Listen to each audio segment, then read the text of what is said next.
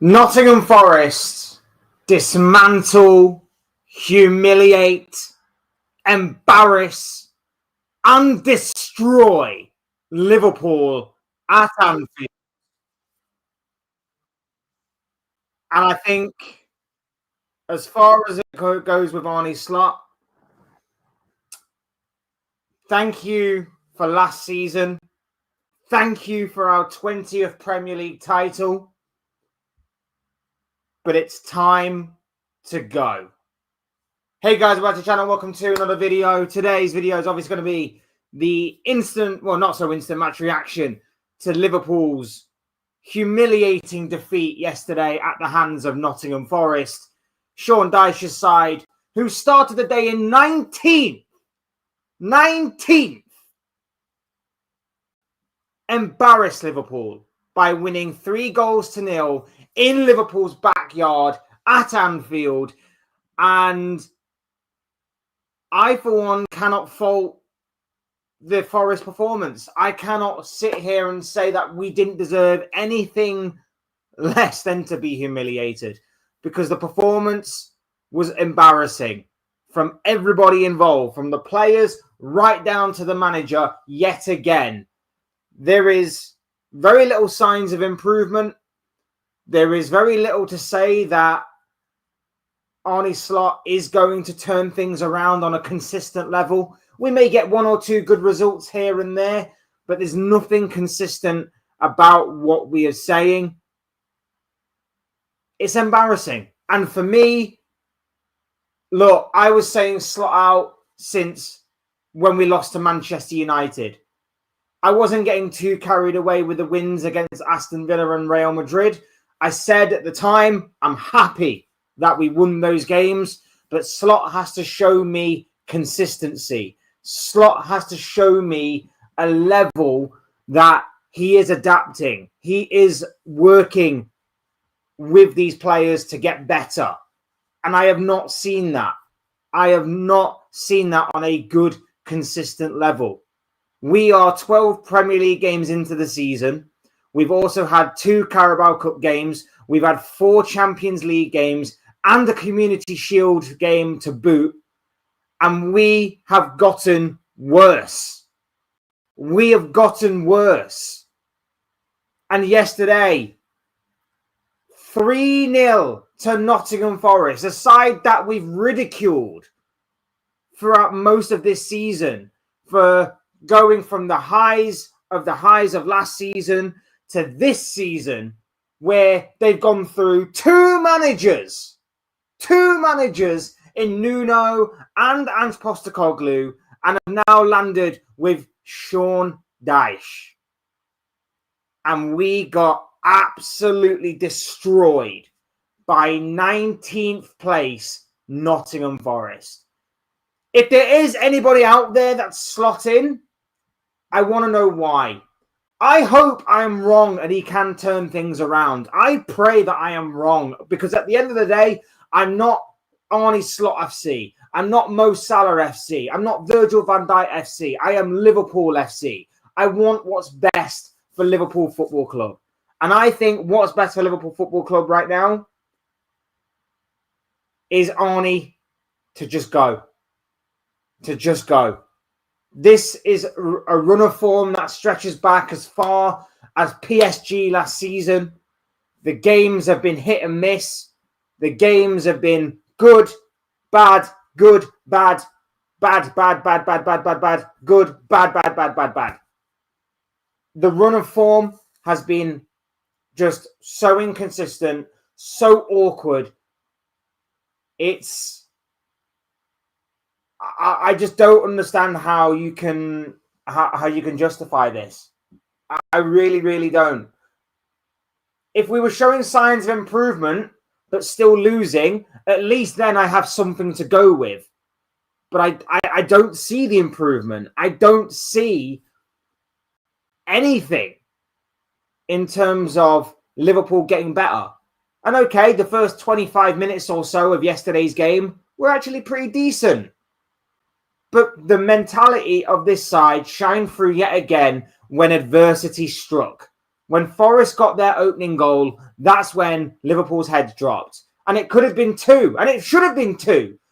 We'll get onto VAR and we'll get onto referees later in the video because they screwed both teams over yesterday, and we'll get into why later on. But the fact of the matter is that once that second goal went in, 35 seconds after the second half began, that was it. Liverpool were out for the count. They were done and dusted. In the same way, the same fashion that 2 weeks ago, Man City did the same thing. When Man City went 2-0 up in our game against them a couple of weeks ago, Liverpool were out for the count then, in the same way that we were out for the count as soon as that second goal for Forest went in. This side can't handle adversity. This side are struggling for confidence. This side are performing consistent and constant individual errors. There's no unity. There's no togetherness. It is absolutely abysmal. There is no signs of improvement. Like I say, even though we are about 20 games into the new season with all competitions considered, and the root cause all stems from the manager. If you want symptoms, find the root cause. It comes from the manager, who yesterday looked completely out of it, out of his depth, and completely clueless as to what to do to try and change around the fortunes of Liverpool Football Club right now. Look, we're going to get into it more and more, and of course we're going to read your comments as well. So as always with these videos and live streams, do hit the like button. Do subscribe if you are new as well. Both things will greatly and forever be greatly appreciated. At that, we are trying to hit 1K before the end of the year, so it would be awesome if we did it between now and then. But I hope we're all doing very well, by the way. I hope, obviously, rival fans are reveling. Well, I don't hope they're reveling in our misery, but at the same time, I know that they will be. I hope Liverpool fans are feeling at least a little bit of respite from yesterday. I hope we're all feeling a little better the morning after the night before. Big up to each and every single one of you that's in the chat. Continue to get your comments and thoughts in the chat, people. We'd love to know where you're watching from today, how you're doing, what you're up to, and of course, what your thoughts and takes are on Liverpool. Also, if you've got predictions on the Arsenal-Tottenham game later, do drop them in the chat as well. I'm going for an Arsenal win, of course, because it does seem like we are inevitably getting to a point where Arsenal are probably going to be the Premier League champions this season, unfortunately, but that's just the way that it goes. Big up Marco is in the building already. Hope you're doing well, my bro. Says that Liverpool have conceded more goals than Fulham and the same as Leeds. It's not good. I think only West Ham, Wolves, and Burnley. I think they're the only 3 teams to have conceded more than us. We have got a couple of teams that are on the same level of goals conceded, but it's abysmal. It's absolutely abysmal. We've lost back-to-back games 3-0 against Man City and Forest. Just let that sink in. Big up Alex is in the building as well. Hope you're doing well, my bro. The problem with us is simply that we lack defensive stability and that our tactics are exposed. Our attack is great. Just look at the international break. So it's up to Arne Slot and his staff to figure it out. The problem I have with that is that if these guys that we were seeing playing yesterday, the game before, were playing for their international sides, they'd be world beaters. They'd be world class. But when they come and play for Liverpool for some reason this season, they forget how to play together. They forget how to play football. It's literally like the film Space Jam, bro. It's literally like the film Space Jam. As soon as they come back to Liverpool, they forget how to play football, how to pass from A to B, how to do the basics. It is simply abysmal. But on international duty, these guys are world-class world beaters.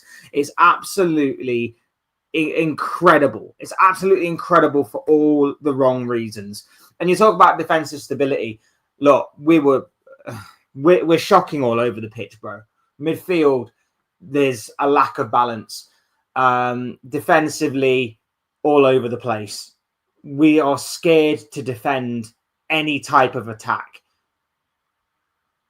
I felt sorry for Szoboszlai and for Salah. Salah at least tried to do something yesterday, and Szoboszlai's been our player of the season.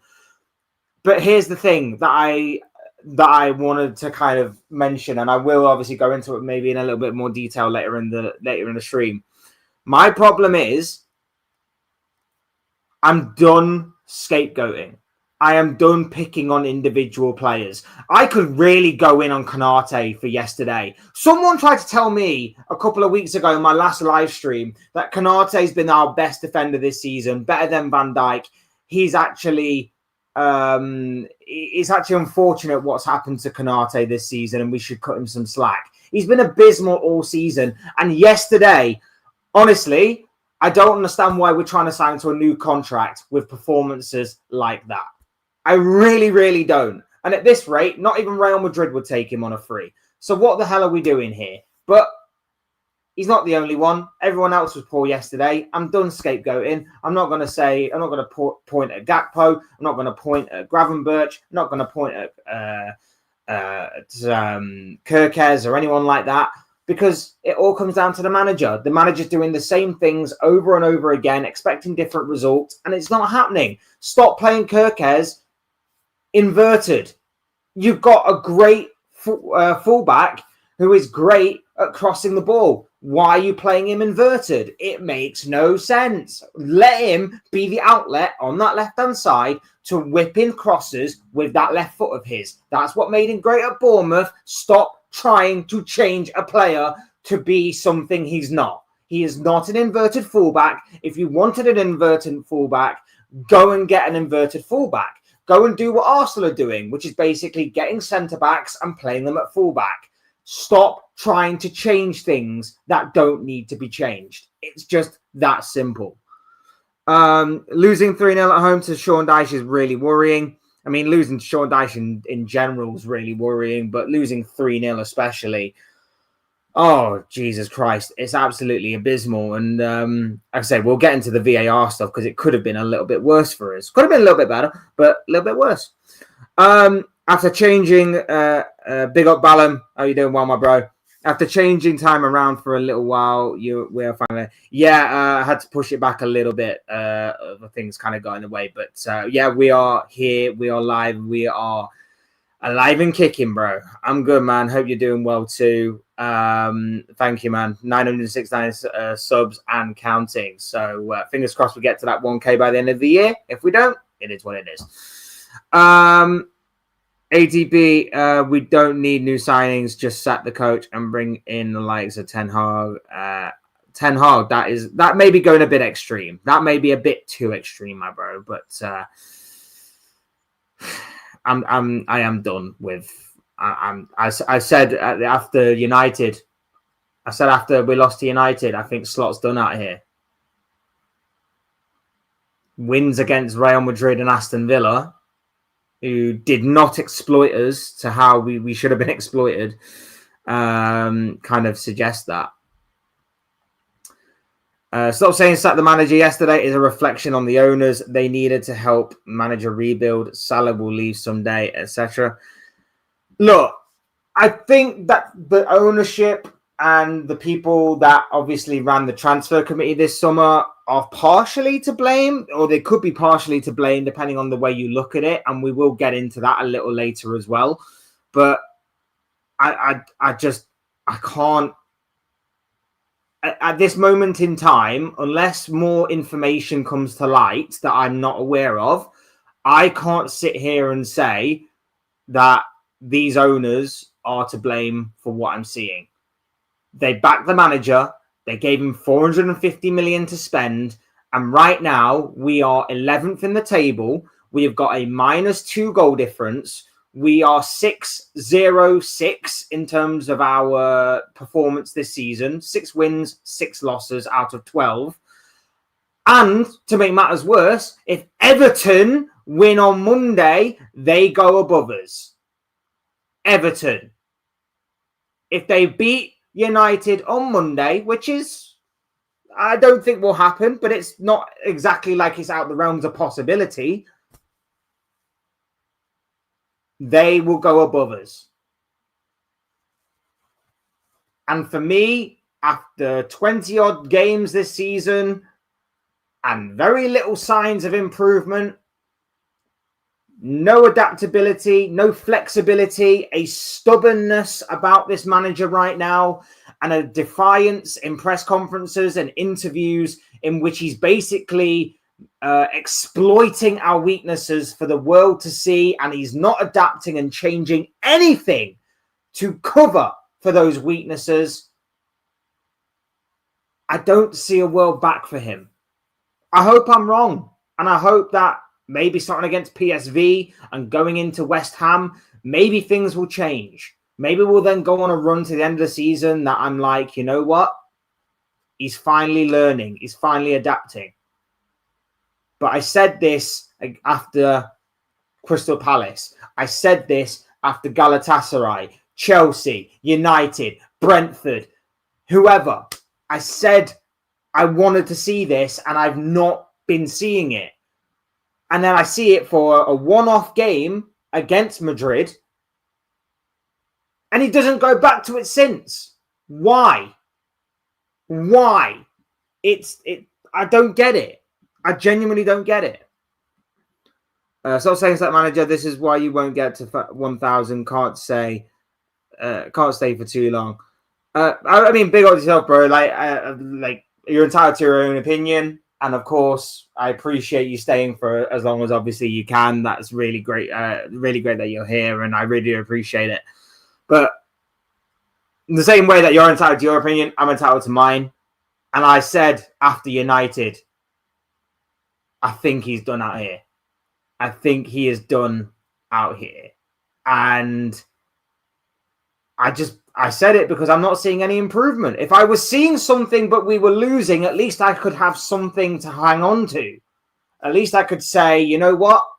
I know there's been a lot of change in the summer in terms of personnel. I know these players are going through a hard time given what happened to, God rest his soul, Diogo Jota. But at the same time, I could be like, at least I'm seeing something. At least I understand that we are going through a transition period.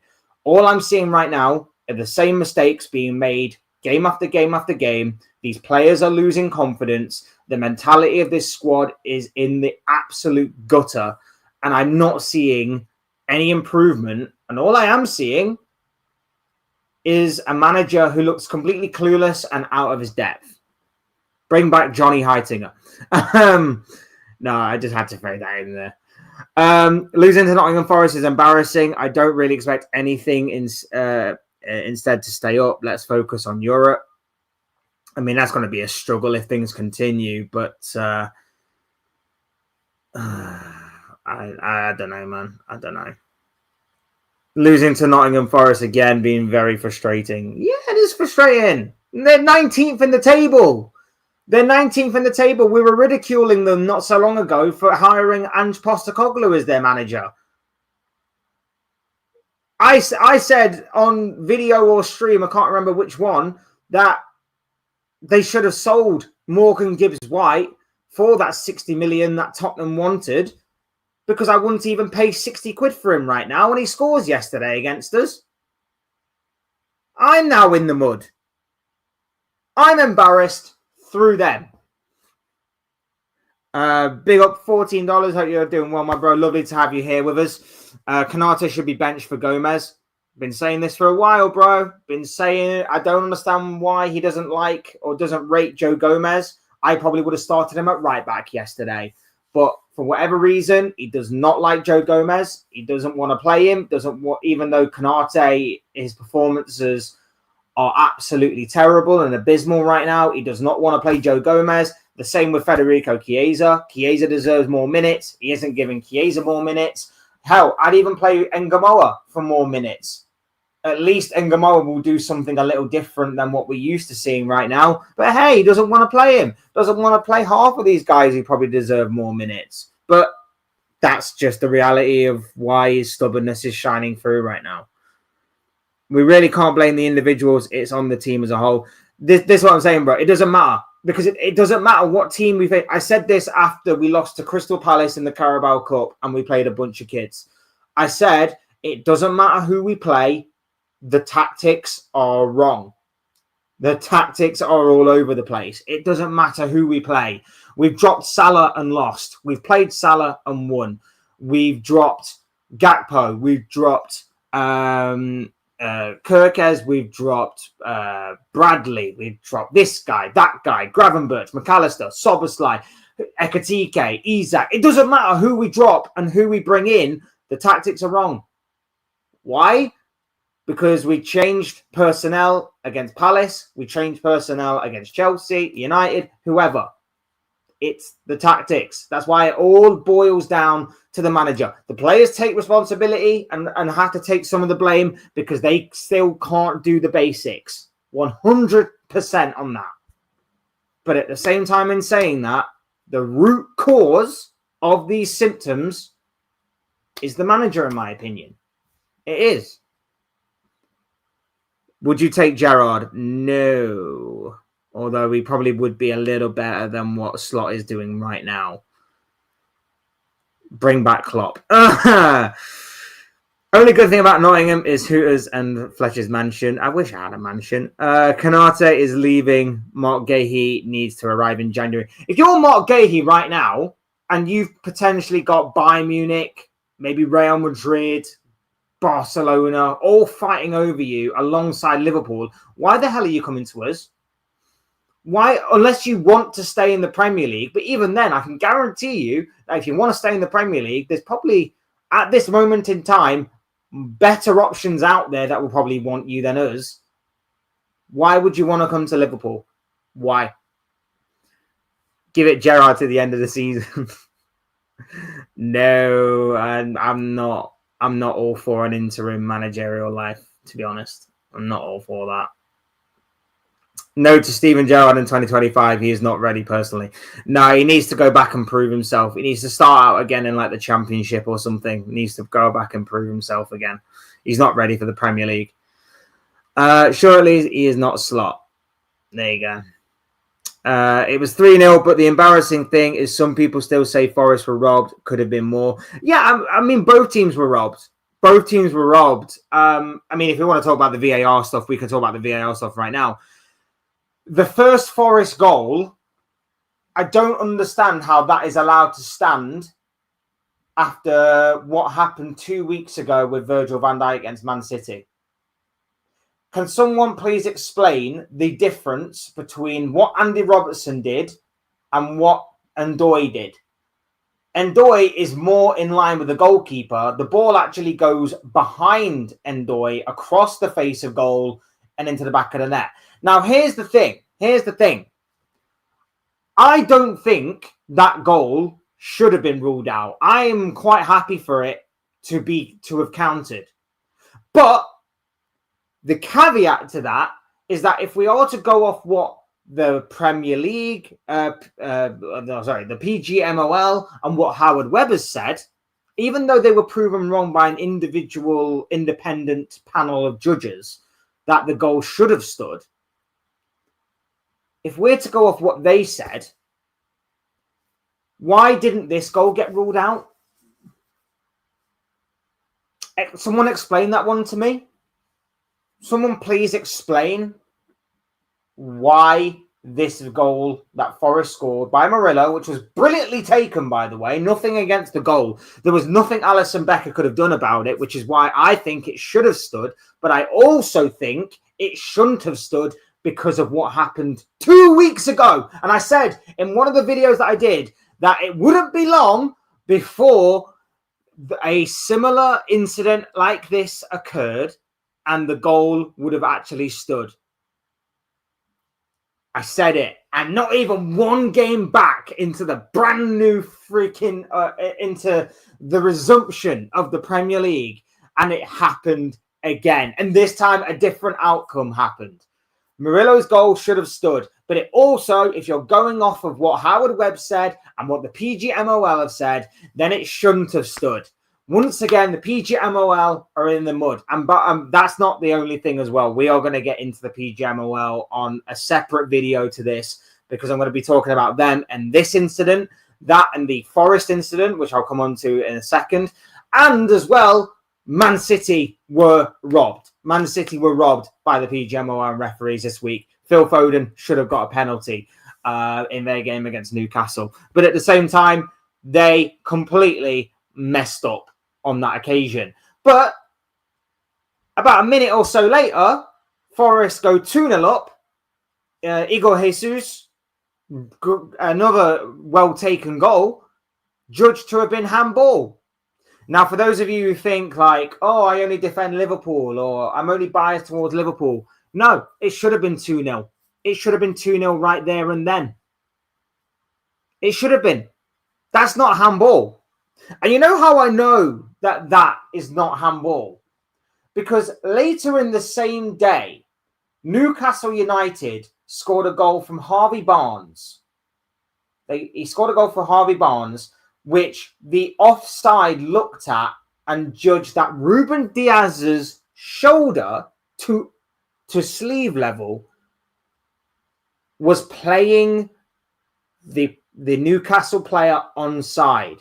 The same part of the arm, by the way, that was seemingly judged to have been the handball offence in the Igor Jesus goal. So if Diaz can use this part of his arm to play the Newcastle player onside, Igor Jesus can use this part of his arm to somewhat keep control of the ball and then fire it into the back of the net. You can't have one rule for one and another for the other. Either Jesus's goal should have been ruled out and therefore the Newcastle goal should have been ruled out, or the Newcastle goal should have stood and the Forest goal therefore should have stood. You can't have it both ways. And once again, the PGMOL this week and referees and officials that are in charge of VAR, once again in the mud. Once again in the mud.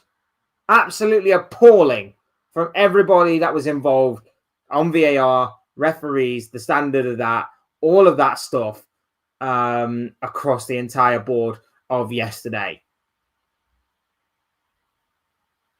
Absolutely ridiculous. Absolutely ridiculous. It should have been 2-0. It should have been 2-0. Or it should have been 1-0 and the goal that shouldn't have stood cancels out the goal that should have stood. Just purely based off recent logic by these morons that are in charge of officiating our game. I'm just saying. I'll take anything after that than a man that has his first name Arnie and his last name Slot. Fair enough. We have to talk about Isak. What's there to talk about, bro?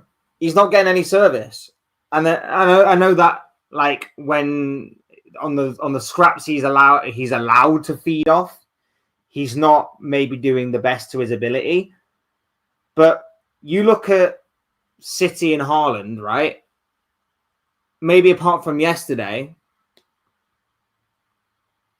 the guy has about 4 big chances a game. The guy has about 4 big chances a game. Like, Isak only had 1 shot yesterday. He's getting no service. He's getting absolutely no service. And I keep saying this. When Wirtz is there, then play Isak, and we'll probably see something a little different. Don't play Isak in a system in which Mo Salah is basically your only creative output, and you're anticipating that Salah's going to be the only one to create for him. In that situation, you play Ekitike. Bring Isak on a little later when the game's a bit more open and maybe things can open up a little bit more for him. But Ekitike is probably behind Szoboszlai in terms of being our best player this season. Play Ekitike. Or Ekatike on the left, or maybe as a number 10, and then Isak up front. You either had to play Isak with Wirtz or Ekatike, or you have to basically play Ekatike in that midfield that you've got. In the midfield of Szoboszlai, McAllister, Gravenberch, you have to play Ekatike. If you have Wirtz, then you play Isak. The only other alternative is you go Ekatike and Isak, like you did when we play. Who did we beat when we played them both? Was it Villa? I want to say it was Villa. I can't remember if it was Villa or Madrid, but I want to say it was Villa. That's when you play them both. Isak's getting nothing, bro. Maybe he should be doing a little bit better when he has the opportunity to do so. But for the most part, he's getting nothing. He's getting absolutely nothing. I actually thought the first 30 minutes were okay for one reason. The team Wilkes after conceding goal. Yeah, it's a mentality thing, bro. I completely agree. The first 25 to 30 minutes or so were really, really good. First 25 to 30 minutes were actually really good. We were carving them open, creating opportunities. Kirkes should have done better from Mo Salah's cutback. McAllister had a couple of efforts that were blocked. It was actually really good. And then we concede, and it's so unlike Liverpool. It's so unlike Liverpool. Do you remember like last season or the season before? We would constantly go 1-0 down, but we would just laugh about it because we had this sort of mentality about us that was like, we'll give them a goal head start and then we'll come back. Because 9 times out of 10, we did. 9 times out of 10, we would at least get one goal back and get a point from the game. We'd always fight back in the end. Most of the time, we were the comeback kings and we'd actually win those types of games. Now, we go a goal behind and I don't even know how we're going to get back into the game because I look at teams that just carve us open at will. One pass and they're in on goal. Whereas, how do we attack? Pass back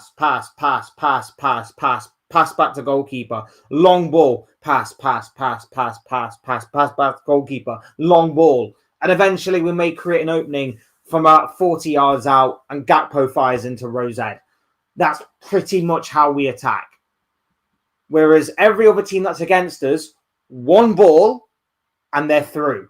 And you want to know what the worst part about yesterday was? Other than the mentality aspect, which I talked about against City. The worst part about yesterday was the fact that this is back-to-back games that we have lost 3-0 against City and against Forest. Two teams that play completely different styles of football. That's my worry. How can you lose two different games, the same scoreline, and get destroyed in both of them? Showing no fight, nothing. You show absolutely nothing in those games. You just simply roll over and you take the beating. How is that possible? What is going on? What genuinely is going on? The fact that you can go against City and they can literally pass the ball around you and you show nothing. And then you go to Forest and they just want it more. They want it more. Shock horror. We conceded from another set piece. Oh my God. Imagine my shock at seeing us concede from a set piece.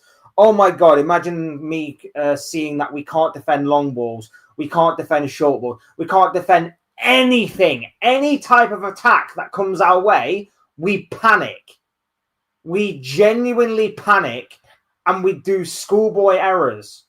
It's abysmal. I can't honestly. I don't get it. I genuinely don't get it. I'm in the middle of my exams right now. Good luck to you, man. Good luck to you. Hope everything's going well for you, my bro. Like the film Space Jam with Looney Tunes. Did you watch this recently? I haven't actually watched it for a while. I need to, though. Obviously, apart from the songs, decent film. But yeah. I mean, am I wrong though? Am I wrong? Like, we know these players are great players, whether they were at Liverpool last season or whether they were at their various clubs for the past season, 2 seasons, 3 seasons. These are good players, great players. Some are even world-class players. And yet, right now, they're not showing it. They're not showing it. So where are these great players at? Where is the Mo Salah of last season? Where's the Virgil van Dijk of last season? Where is the Isak that was competing with Haaland for the Golden Boot for the past few seasons? Where is the Florian Wirtz that is one of the best playmakers in world football? Where is McAllister, one of the best midfielders in the world right now? Gravenberch turned into a DM maestro. Where are these players? Nowhere to be seen. They play for Liverpool and they forget who they are and what they are. They forget how to play football. They forget how to pass a ball. They forget how to shoot, how to dribble, how to do anything that is a basic in football. They can't do it. Big old Jordan, how you doing? Well, my bro, lovely to have you here with us. Go and subscribe to Jordan's channel, guys. Doing some awesome stuff over there on his YouTube channel. Go and show him some love and some support. Captain has officially been announced as the head coach of Liverpool. I really wish that was the case. Please look up Poland's goal against Netherlands last week. How do you think Van Dijk did there? Got spun from the halfway line. I've not really watched much international football, to be fair, so I will probably go and check that out upon your recommendation, my dude.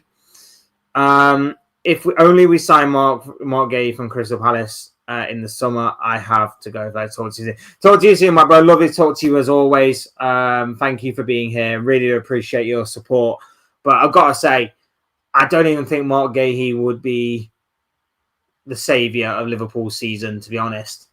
I mean, the fact I said earlier this week when talking about Antoine Semenyo doesn't come in and instantly fix Liverpool's problems. We've got other problems in midfield. We've got other problems at centre-back. He doesn't fix our problems. But with the opportunity there, I can understand why we would go for Semenyo. The opportunity is there. It's a big opportunity. It's a way to sort of freshen up our attack. But at the same time, we need to fix midfield. We need to fix defence.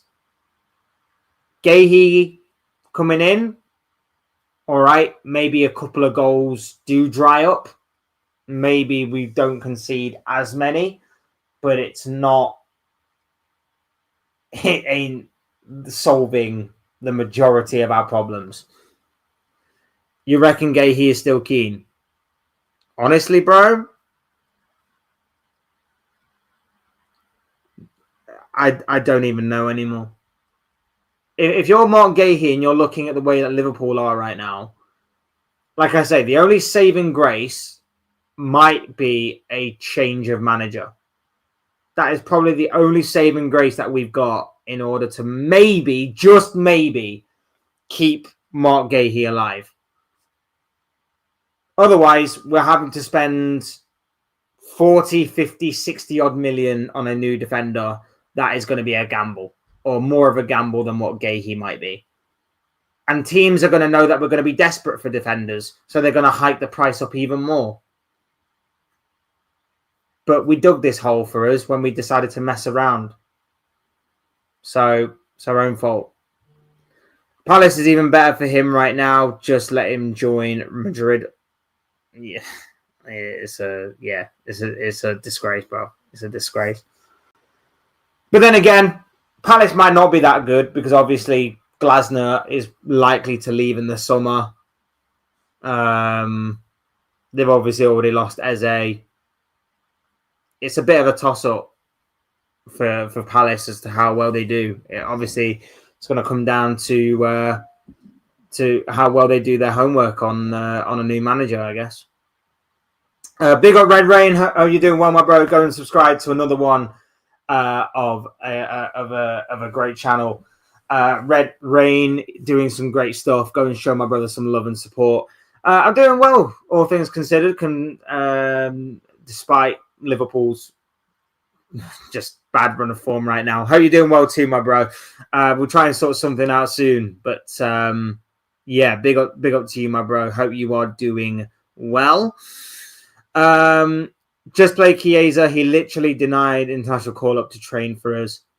I don't understand why he doesn't trust him. I don't understand why he does not trust Federico Chiesa. It's absolutely ridiculous.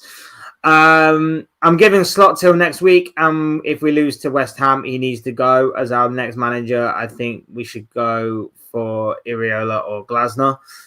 A lot of people have said Iriola or Glasner. I don't know. I'm not completely sold on either of them, but that's possibly the only thing that might keep Slot in the job a little while longer. I don't think the managerial market is that deep with potential or with talent right now. Like I say, Iriola and Glasner have done great at their respective clubs over the years. I don't know. There's just something about them that I'm not completely convinced by. But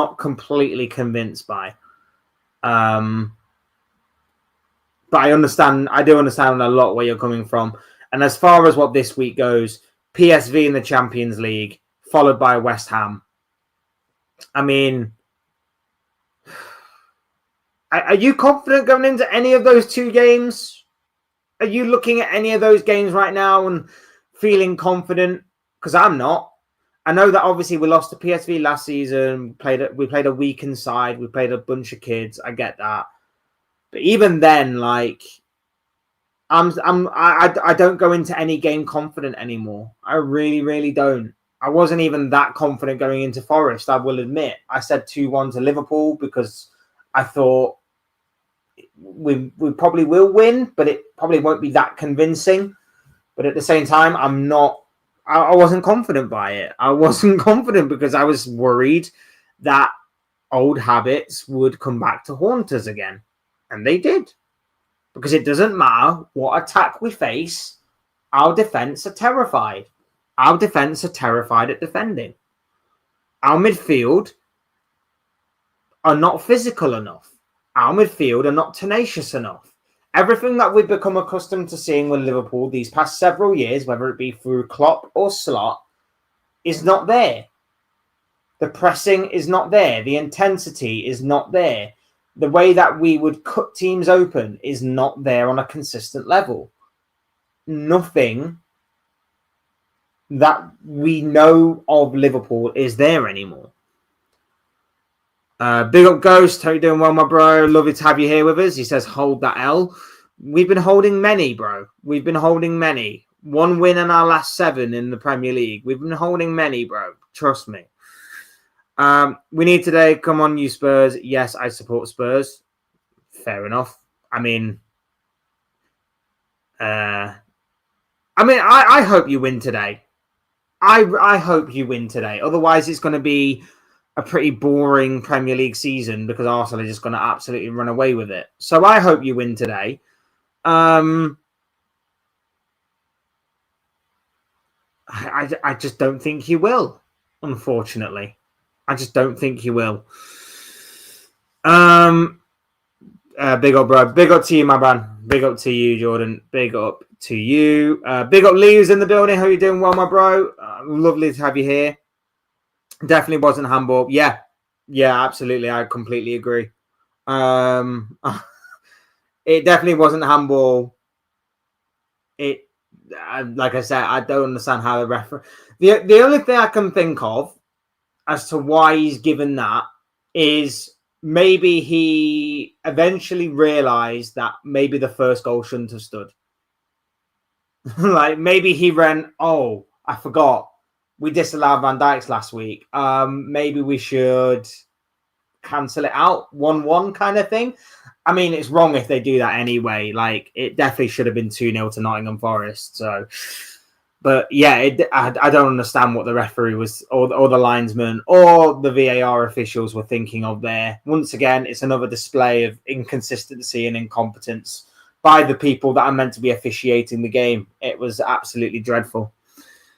Big up to you. I'm going to just say damage. I'm going to say damage. I do apologize if that's wrong, but big up to you.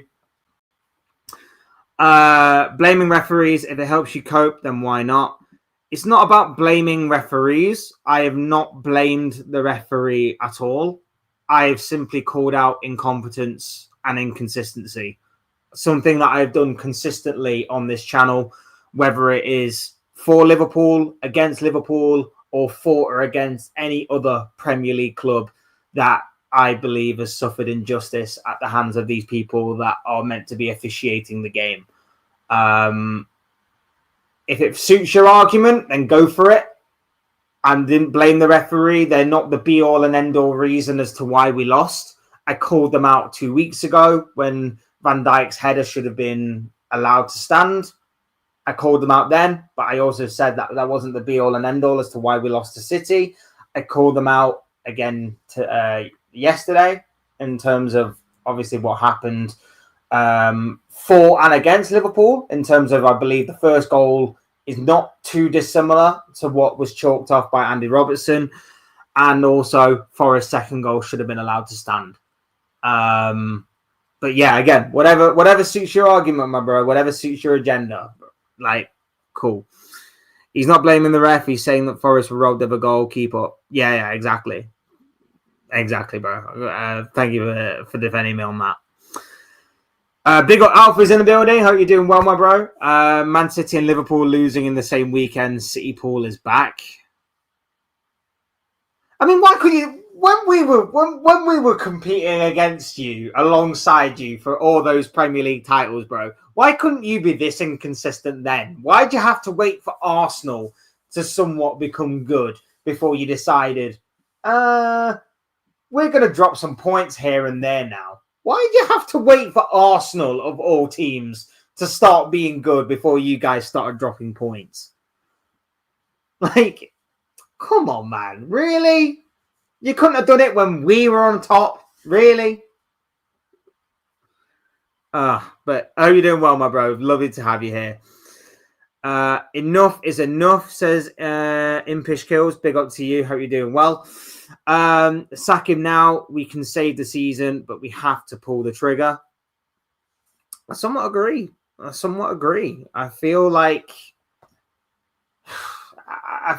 it can be saved. I don't necessarily know who comes in place of Slot right now, but I think any new voice is probably better than this manager who seems to be out of his depth right now.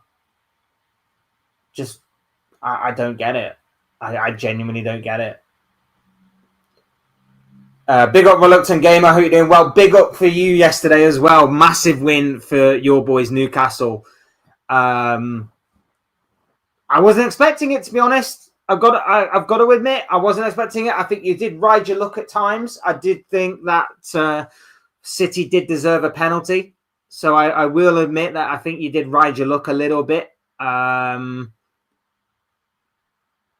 yeah, I've got to say, your boys did really, really well. Harvey Barnes, a couple of well-taken goals. But yeah, massive win for your lot. I do think the international break played a part. I'm not obviously throwing out excuses or anything for City or anything, but I feel like if City had gone from beating Liverpool in the style and the way that they did straight into that game against your lot, I think that they probably would have won. But I also think that, yeah, I think the international break did help your boys out a little bit. But yeah. It's a massive win. It's a massive win. It just the thing that obviously now you've got to work on is your away form. That's obviously a given, but that's a massive victory yesterday. Could be something that may reignite your season. Who knows? Who you got in the Champions League, by the way? Who have you got in the Champions League midweek? I don't remember. Like, if you can remind me, that'd be great. I can't remember off the top of my head who you've got. But yeah, it could be a good week for you lot. Could be really good week for you lot. Poor result for Forest. How did they beat Madrid and get thrashed by Forest? You mean poor result for Liverpool, right? Yeah, I get you. It's simply for the reason that Madrid did not play in a way that exploited the weaknesses and the what's the word I'm looking for? I'll just go with weaknesses. They did not exploit the major weaknesses that Liverpool have. That's it. They did not exploit the weaknesses that Liverpool have. When you look at the way that Chelsea bullied us, when you look at the way that Man United bullied us, when you look at the way that Brentford bullied us, they just didn't have the kind of physical presence in the midfield or up front that really hurt us. They didn't have that. And yet, every other team that I've mentioned and the others that I've not mentioned, like Palace, like Galatasaray, they just bullied us. They were more tenacious. They wanted it more. They pressed us. We didn't press back. They played through whatever little bit of press that we tried to muster and to conjure up. They were just better than us in all aspects. Like I say, it was awful. And again, you can maybe point Aston Villa in that direction as well, because Aston Villa overthought it.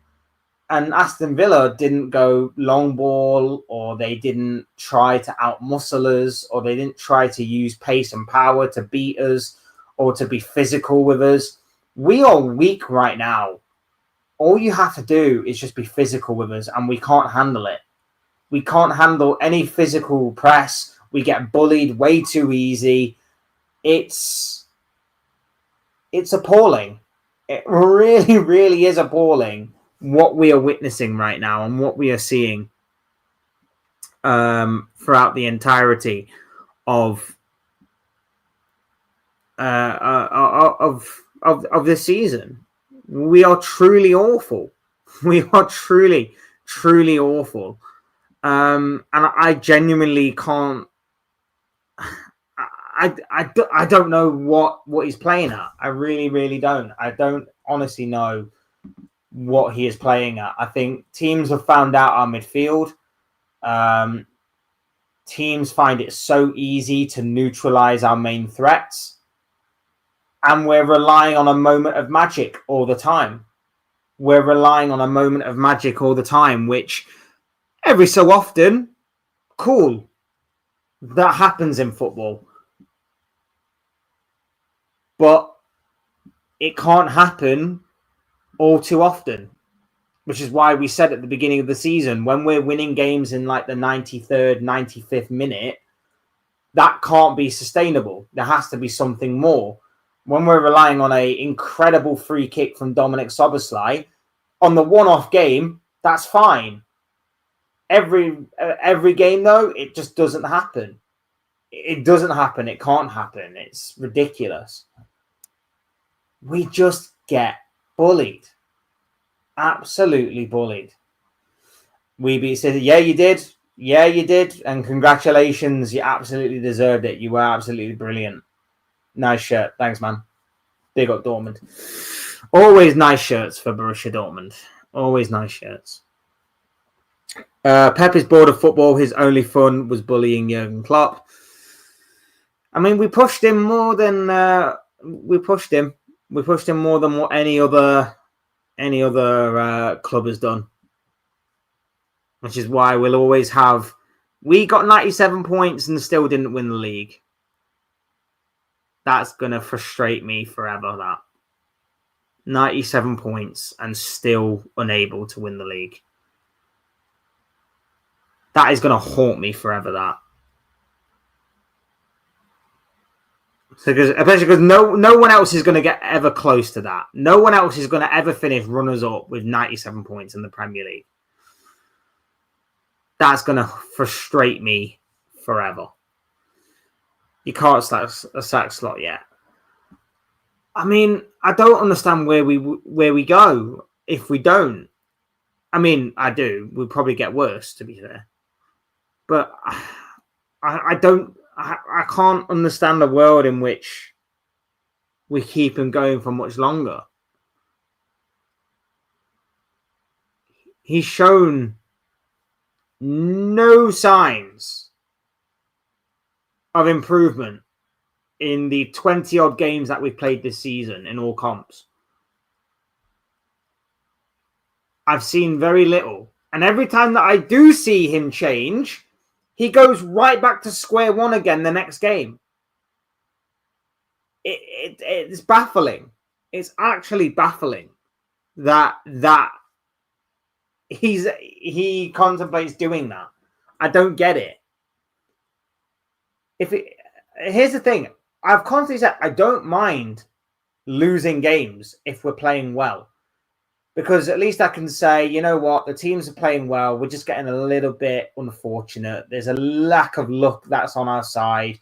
But at least I can see we're playing well. At least I can see things are turning. At least I can see there are improvements. And at least I can see that with all the change that has happened this summer, there is at least something to cling on to.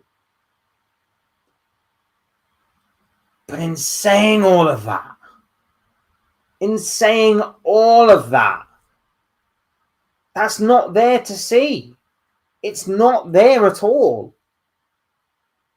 Because we're getting worse.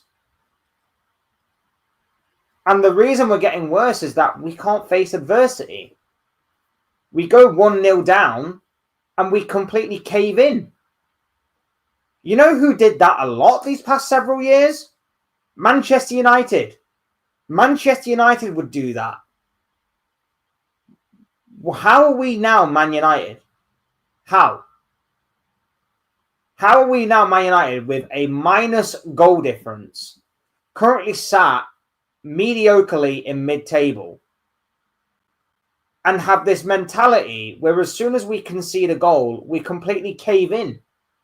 United would do that. Whether they would actually go 1-0 up or they would go 1-0 down, they would completely cave in the moment a slight bit of adversity crept into their game.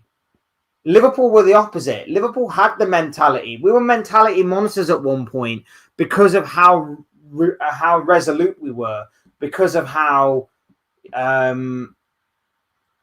stubborn we were, that if we were to go a goal down, we'd come straight back. If we were to go 1-0 up, but then get pegged back to 1-1, we'd just go again and win 2-1, 3-1, whatever the case may be. We don't do that now. We go a goal down and we go, right, that's it, on to the next game. We're done out of here. We go 2-0 down and we're like, oh, Jesus, I really wish this game was over. We don't fight back anymore. There's no fight. There's no passion. There's no determination. And it all stems from the manager. The players take responsibility. The players can't do the basics. All of that stuff. Great. But the root cause of all of these symptoms combined all points towards the manager. Foden dived. Look at the frame just before impact. Foden planted his foot and was already falling over. But he does... See, from what I remember, is he catches him. The Newcastle defender, Fabian Schär, completely catches him. Like, if that's in the middle of the pitch, that's a free kick all day long. So why is it different in the box? I know you may be trying to be objective and stuff, and maybe you're trying to be like, I don't want that to be the reason why people think that we lost. But I still think it was a penalty, bro. I'm not gonna lie. I think it was a penalty. And again, as I've said with Liverpool these past few weeks, you can have two separate conversations. You can call out a referee's poor mistake and also at the same time call out how poor you were on the day as a performance, as a team, as a united front. You can have it both ways, bro. You don't have to have it one way or another. They're both not mutual conversations. Like, you can have it both ways. Slot out. Agree. Big up to you. Hope you're doing well.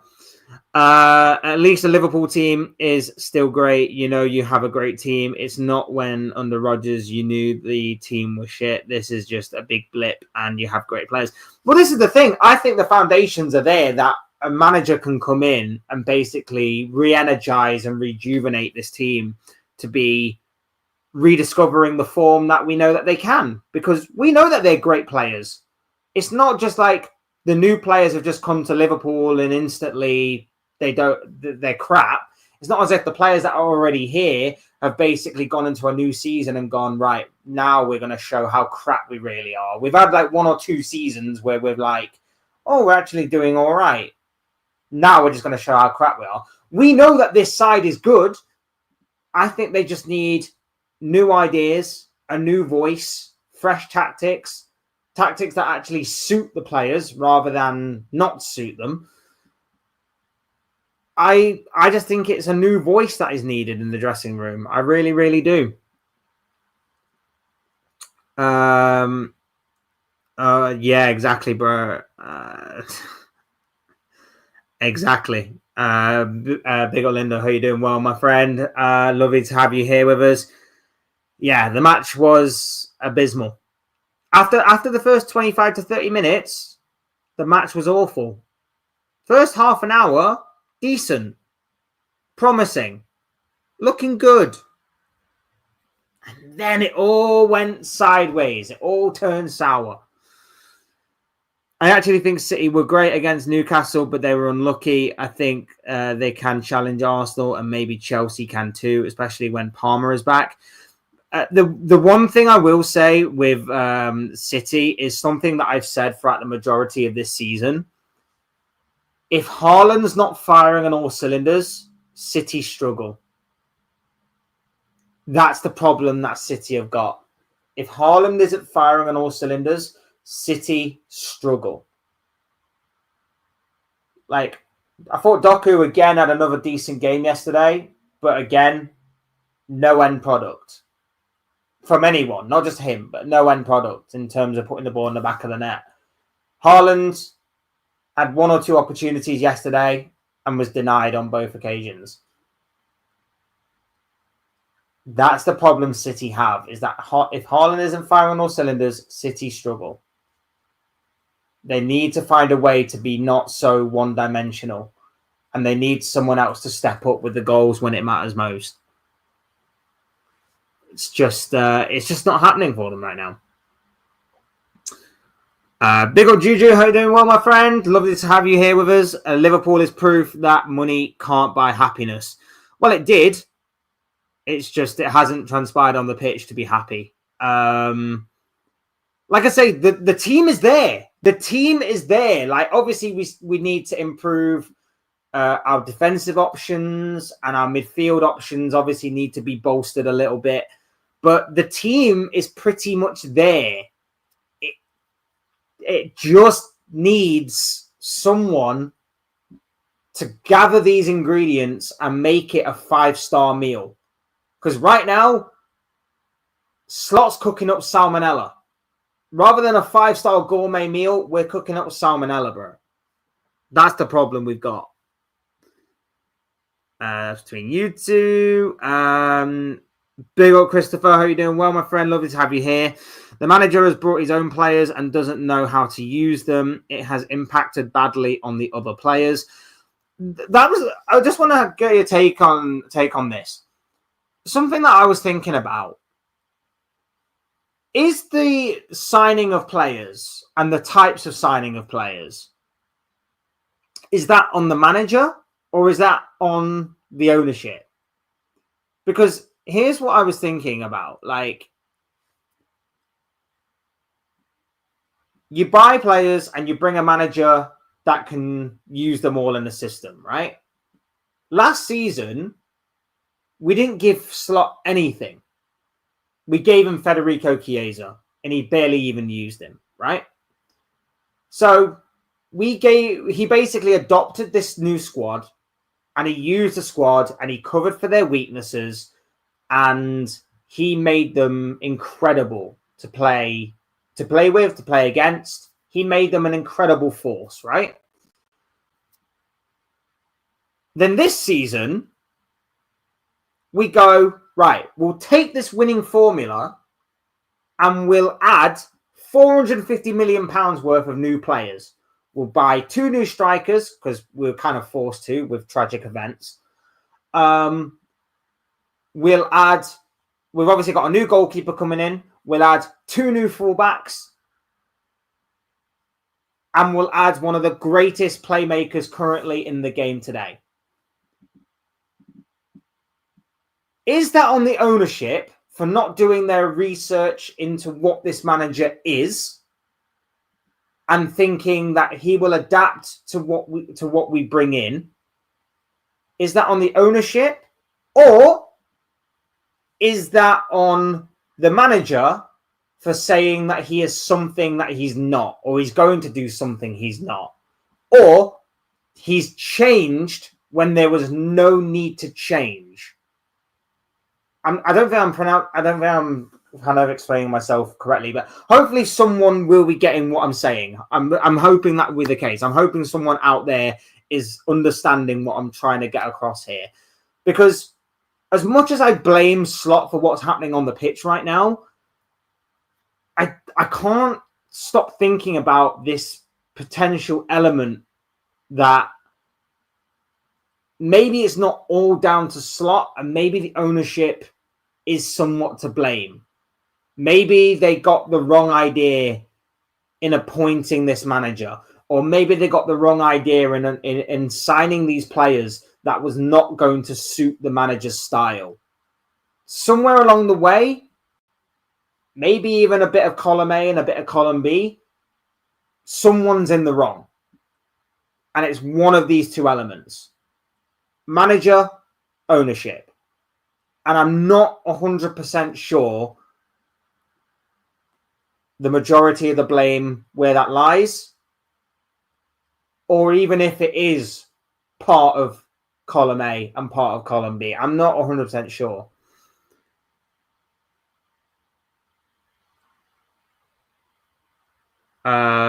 First of all, deja vu. Yeah, I get you. I 100% understand where you're coming from. That's from you two. Big up Tommy. How you doing? Well, my friend, lovely to have you here. Don't underestimate the Forest boys' false table position. I mean, to be fair, you kind of did that yourself because you appointed Postecoglou, which nobody in their right mind thought was ever going to work. So that's more on the board than you. I mean, you have been poor this season. There's no denying it. There's no denying it. And we should have beat you yesterday. Again, there's no denying. Again, we should have gone into that game somewhat confident and with the win. And we didn't do that because we're terrible right now. I think it's just a reality check for both of our teams, to be honest.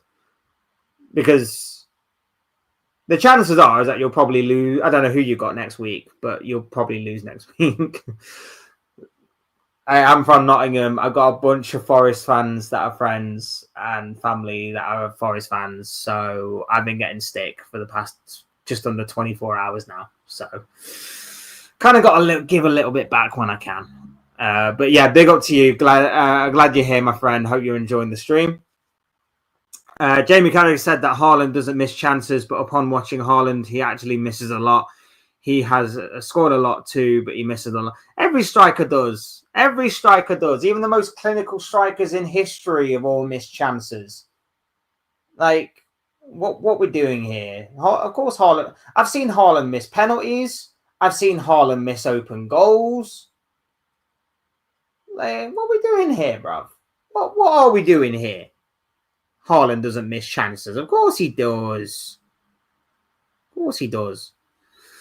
Look, nothing. Look, nothing is going to change this. Liverpool get a new manager. You can talk all you want and do a million content. Liverpool will not turn this around with Arne Slot as manager. Yeah, I agree. 100%. I agree with you. I want to be proven wrong. Don't get me wrong. I'm a Liverpool fan at the end of the day. I'm not going to be sat here saying, oh, I hope we lose to PSV or I hope we lose to West Ham just to get Arne Slot out the door quicker. I obviously want to go into PSV and win. I want to go into West Ham and win. I'm not going to be sat here wanting us to lose simply for the reason that I want to get Arne Slot out. But at the same time, in saying that, I am not convinced this is the manager that is going to that is going to turn things around. I'm not convinced. I'm genuinely not. What was Van Bronckhorst added as assistant coach for? Absolutely nothing. This is why I made the joke that Johnny Heitinger was actually the brains behind the operation all along, and that we should get him back. This is why I made that kind of joke, but there might be some truth behind it right now. I don't know. I doubt it. That didn't any prime side would want. I assume. Oh, you're talking about Marinakis. I admire his ambition. I just don't think his footballing brain is quite as in tune. I think he knows where he wants to go, but he doesn't know the steps, which is why he appointed Postecoglou, because he's a bit crazy. He's a bit crazy. And, apparently, he's also connected with criminal activity. Apparently, I've got to say apparently because, I'm just saying apparently. I'm not saying he is. I'm not saying he definitely is or isn't. I'm just saying allegedly, apparently, possibly, maybe. Best owner in the league. Bit of a stretch. Second of all, I know we hate this, but no matter what, we should give him a season to tweak the team. I hate the defense slot, but it's what we need to remember. Also, it's Kinsman YouTube changed there. Oh, okay. I get you. Oh, okay. Big up to you, my friend. Lovely to have you here.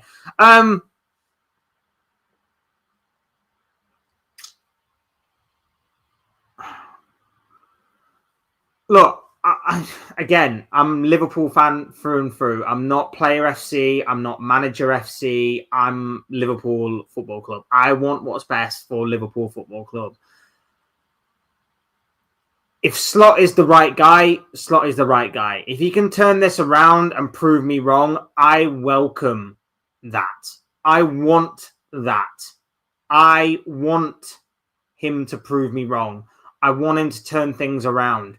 I don't want to be sat here in several months' time regretting us not jumping the shark, pulling the trigger, sacking him. I want us to be winning again. I want the feel-good factor. I want the optimism and excitement.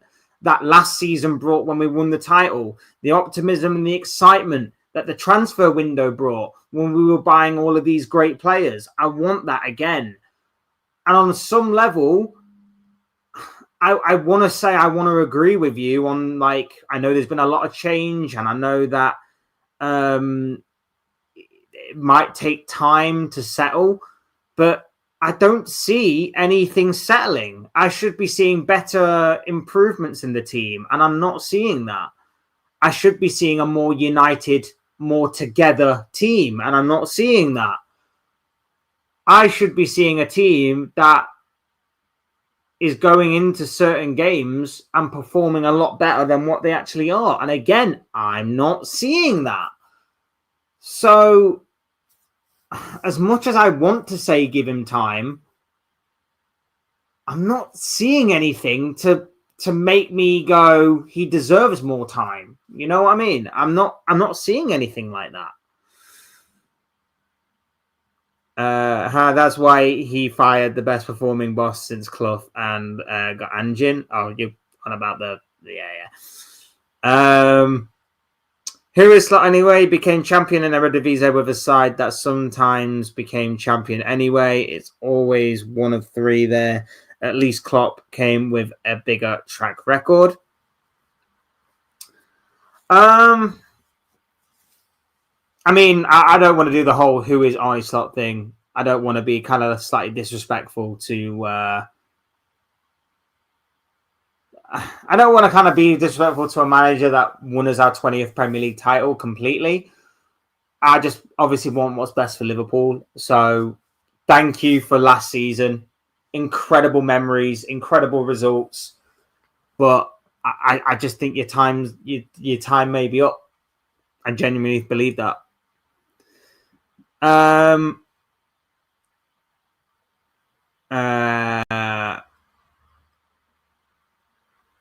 Sorry, I'm gonna might butcher your name, bro. I do apologize if I do. But Ravib,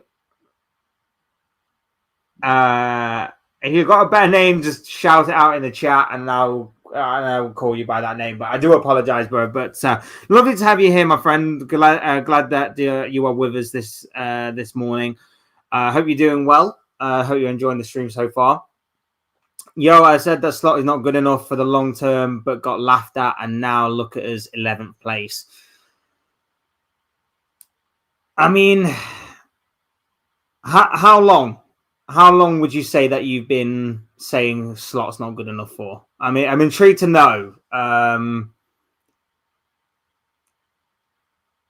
only thing I will say, I don't like the conversation of I was proven right this whole time. I don't like the whole thing of like, turns out I was right all along. That kind of thing. There's just something about that conversation that doesn't quite sit right with it. I'm intrigued to know how long you've been saying he's not been good enough for. But like I said, glad to have you here, guys. Glad to have you here. Hear me out, Mourinho. Absolutely no freaking way. Mourinho, are you mad? Are you mad? Are you mad? Mourinho, no. No. I mean, just no. I couldn't think of anybody worse. Because as much as it would be box office, as much as I would somewhat like to see it if I was a rival, I'm not a rival. If I was a rival, by all means, go for it.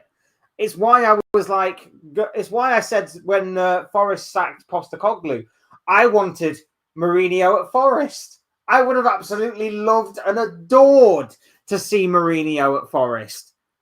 I don't want to see him anywhere near my club. I don't. For a number of reasons. He'd fall out with the board instantly. He'd fall out with the fans instantly. He'd fall out with the players instantly. I don't want it. And for the history of, obviously, you know, Liverpool versus Chelsea back in the mid-2000s, that kind of thing. No, don't want it. I don't want it. No. I hate that you put that idea in my head. I don't want it. You from Nottingham, Fletch? I'm from Leicester for my sins. Lived in Hyson Green for years. Yeah, I'm from Nottingham, Top Valley Way. Brought up in Top Valley Way. So, yeah, I'm from Nottingham, born and raised, and still living here. And yeah, it was painful to go into work after the game yesterday and see a lot of Forest fans there. That was painful. That was painful. Big Ange. We'd score a lot more goals, but we'd also concede a lot more goals, even more than what we are conceding, which would be impressive to say the least. But absolutely, positively, no way. These suggestions that you are making, Marco, are criminal, bro. They are absolutely criminal. Mourinho, no. Big Ange, no. I swear to God, if your next suggestion is something like Steve Bruce, or we go back in time to Roy Hodgson, I swear to God, I am booting you off this entire platform. If we can't win against West Ham and Wolves, what are we doing? That Wolves game is going to terrify me. You know why that Wolves game is going to terrify me? Because Wolves have not won a game all season. Wolves have not won a game all season. And if that record maintains to or stretches to the Liverpool game, oh my God. I am going to go into that game even more nervous than me seeing my own club in a Champions League game. Because I can probably see Liverpool losing that game and granting Wolves their first win of the season. If that happens, oh my God. That Wolves game is going to absolutely terrify me. It's going to be emotional anyway. I'm sure it's going to be emotional anyway for obvious reasons. But at the same time, I'm not here for it. I'm absolutely not here for it. Yeah, I agree. Lee. I agree. I actually believe that Heitinga theory, and he was unfairly fired at Ajax, and Ajax lost every game since he left, by the way. Oh, dear. I just threw it out there as a bit of a banterous comment, a bit of a throwaway comment. I don't genuinely believe it, but it's an interesting theory. Coaching teams can be a gestalt thing more than the sum of its parts. Also, Heitinger was a mainly defensive coach, and guess what? We can't defend.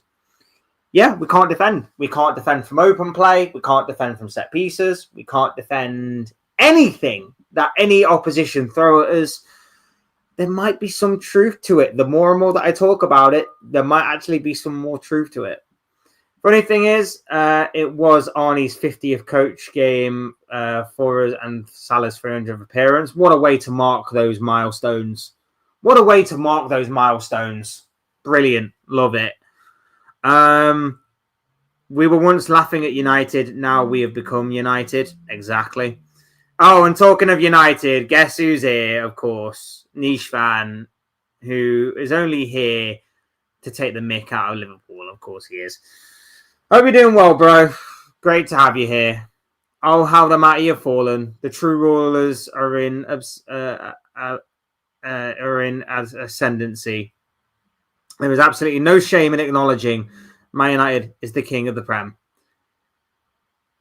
When was the last time you won a Premier League title, my dude? 13 years ago. No, wait. 12 years ago. It'll be 13 years next year. You can't be the kings of the Prem when you're sat on the same amount of league titles as us.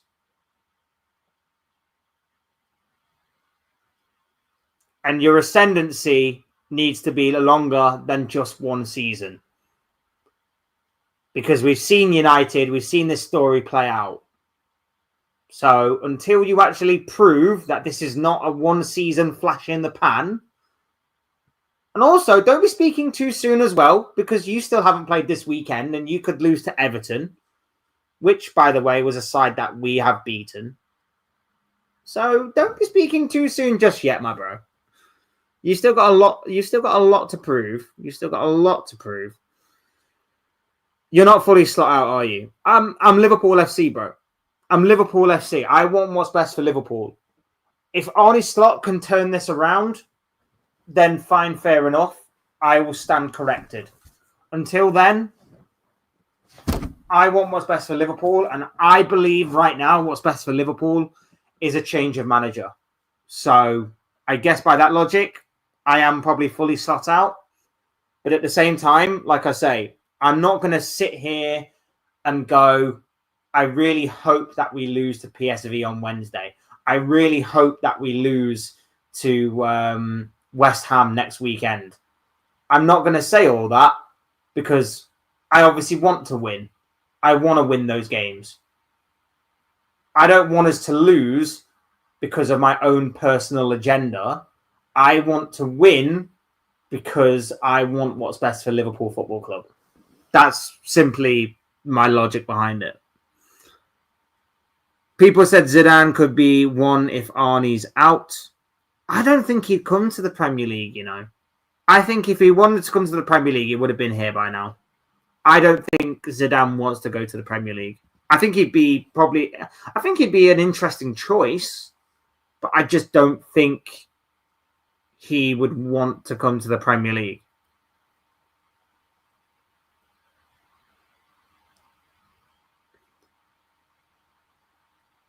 I just don't think that.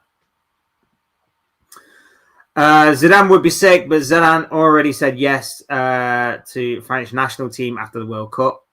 Yeah, I think that was the job he was holding out for. That was 100% the job he was holding out for. That's why he's not come to the Premier League. That's the reason why. Slot should be sacked. The sooner, the better. No structure, no motivation, no determination, no passion. Big up Bruno. I hope you're doing well, my friend. Lovely to have you here with us. Yeah, he looks like he's out of ideas. He looks like he is out of ideas.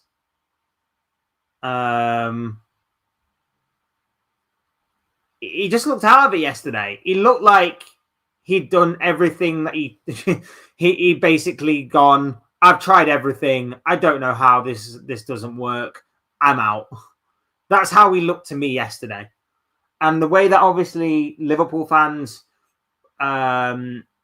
displayed their frustration and the fact that this is unacceptable by walking out with 10 minutes to go.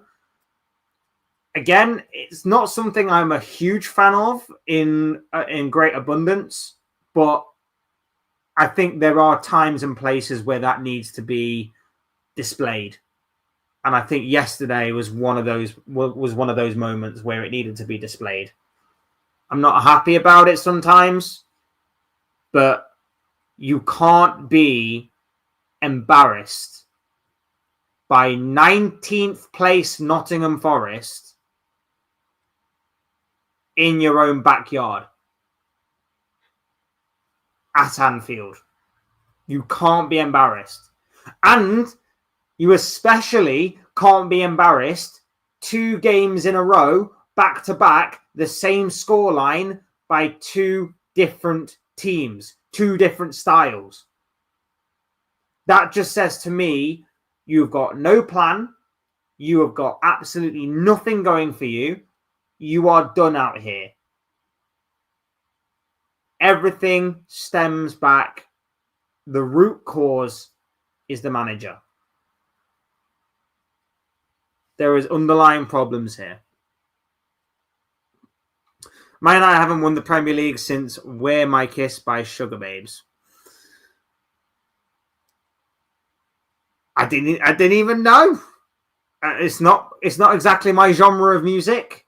So no idea. I'll take your word for it. But yeah, certain United fans getting a bit giddy about this. And, all I've got to say is until you prove me wrong, we've been here before. We've been here before. Remember Eric Ten Hag's first season? Lots of people thought that was the turning point. Didn't quite work out that way. And that was the season that Liverpool dropped off. As well. And then we came back the following year. So, yeah.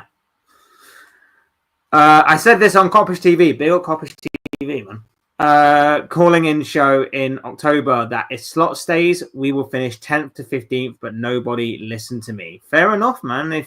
If you had this kind of Nostradamus futuristic viewing, fair enough. I mean, you're in a minority then. You're probably in a minority because I don't think anybody saw this kind of drop off coming. So fair play to you, my friend, if you said it. But yeah, I don't think I can understand why at the same time a lot of people wouldn't have listened to you, because I don't think we could have predicted this kind of monumental drop off. But at the same time, if you were the one to see it more clearly than us, fair enough, man. Fair play to you. Juventus sat their manager and they were 7th at the time. Yeah, a lot of people call that Standards FC. Standards. Yeah, it's not good, though. It's not good. We haven't lost back-to-back by 3-0 since 1965. Just gets worse and worse, doesn't it? It just gets worse and worse and worse. Like I say, we are 6-0-6. 6 wins, 0 draws, 6 losses in 12 games.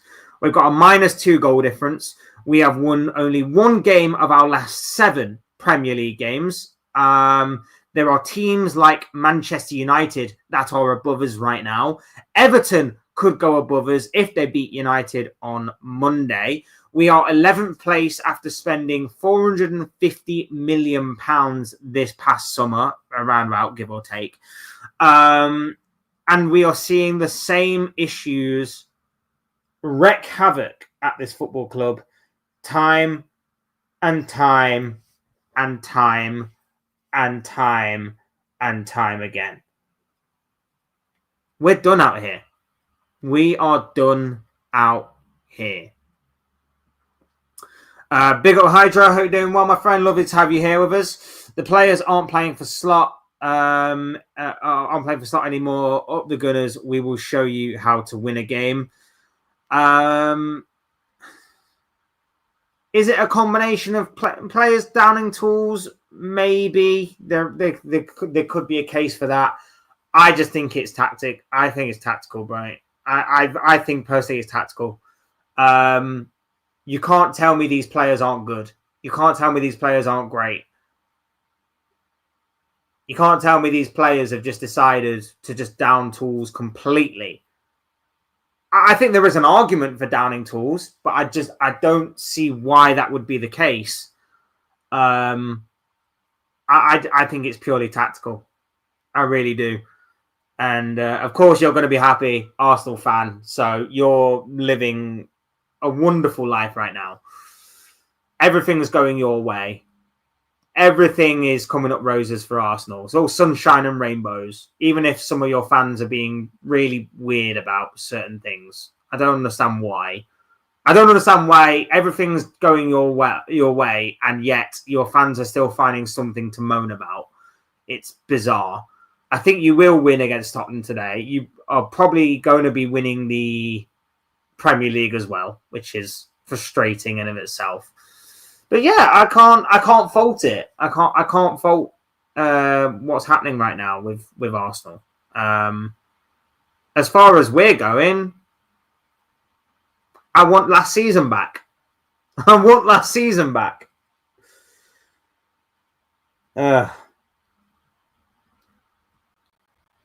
Is there a fire drill? Indeed.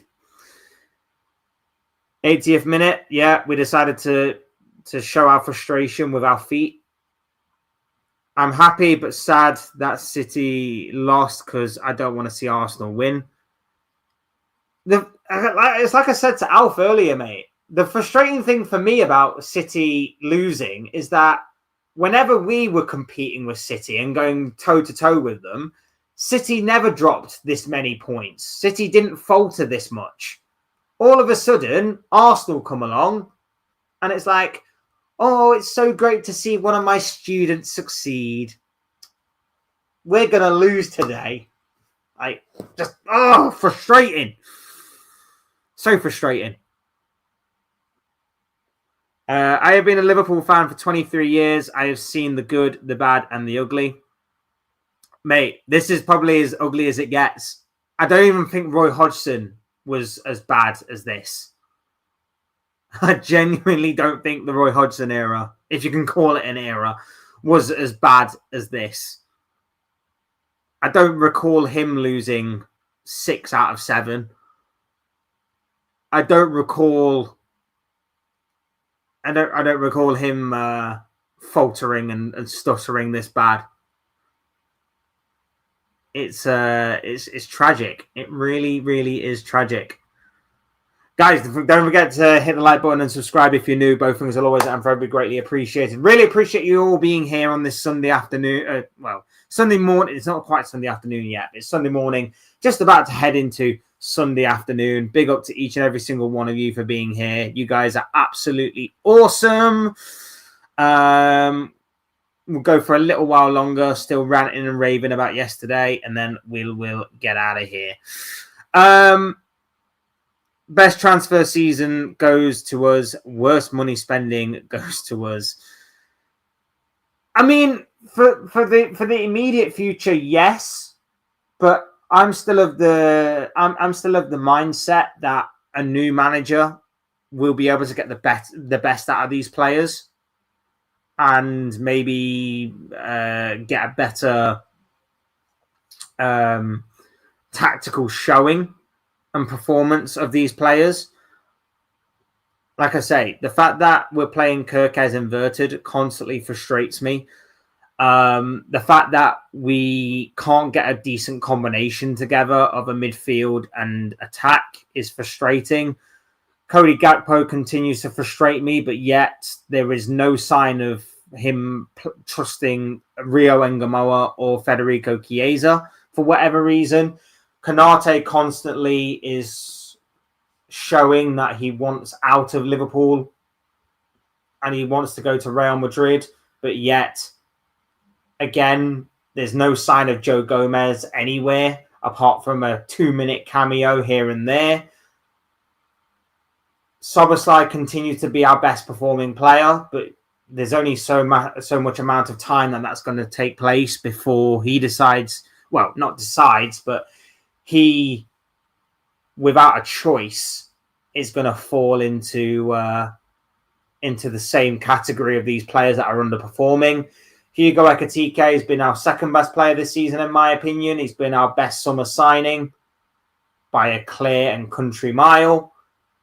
It's been disgraceful from top to bottom, from back to front, front to back, left to right, right to left, side to side, diagonally, across the board, across the pitch, everywhere. It's just been dreadful. I've been a Red for over half a century, and this is as ugly a drop as I've seen. Not the lowest, but drop-off wise, the worst. I don't understand it, man. I want last season back. While we are suffering in here, the others who left us are doing well.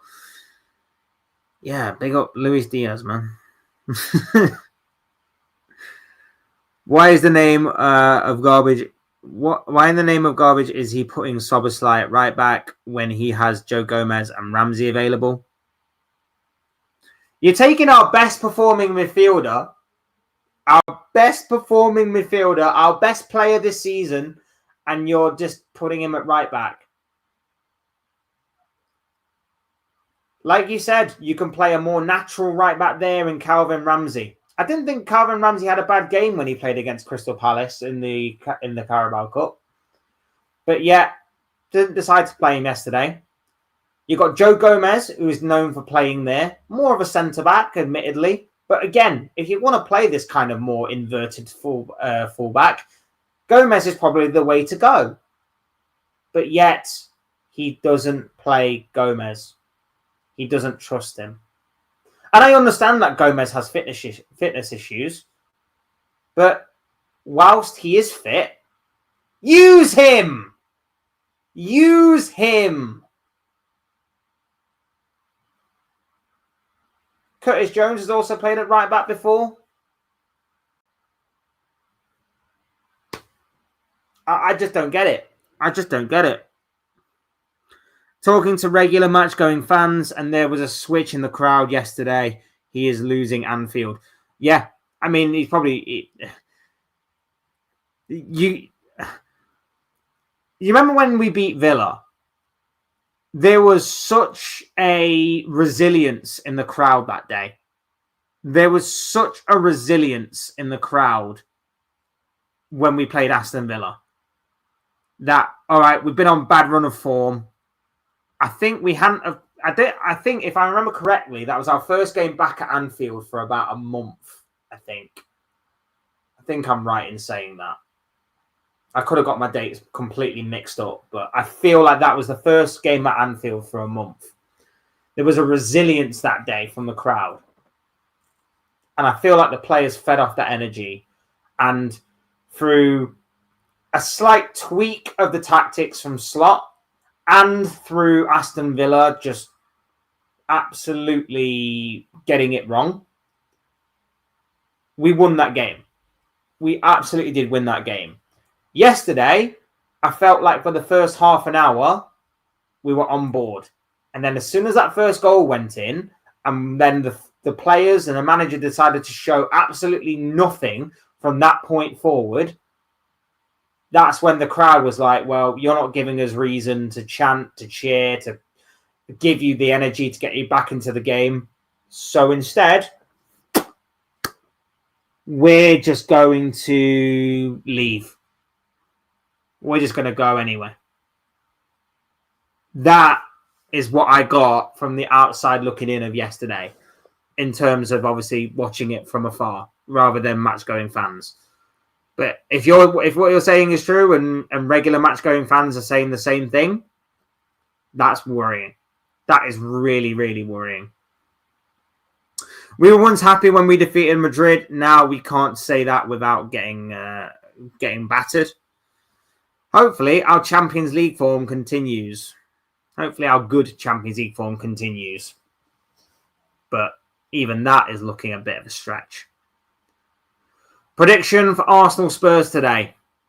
It's at the Emirates. Spurs are better away from home than they are at home. Both teams are dealing with injury issues.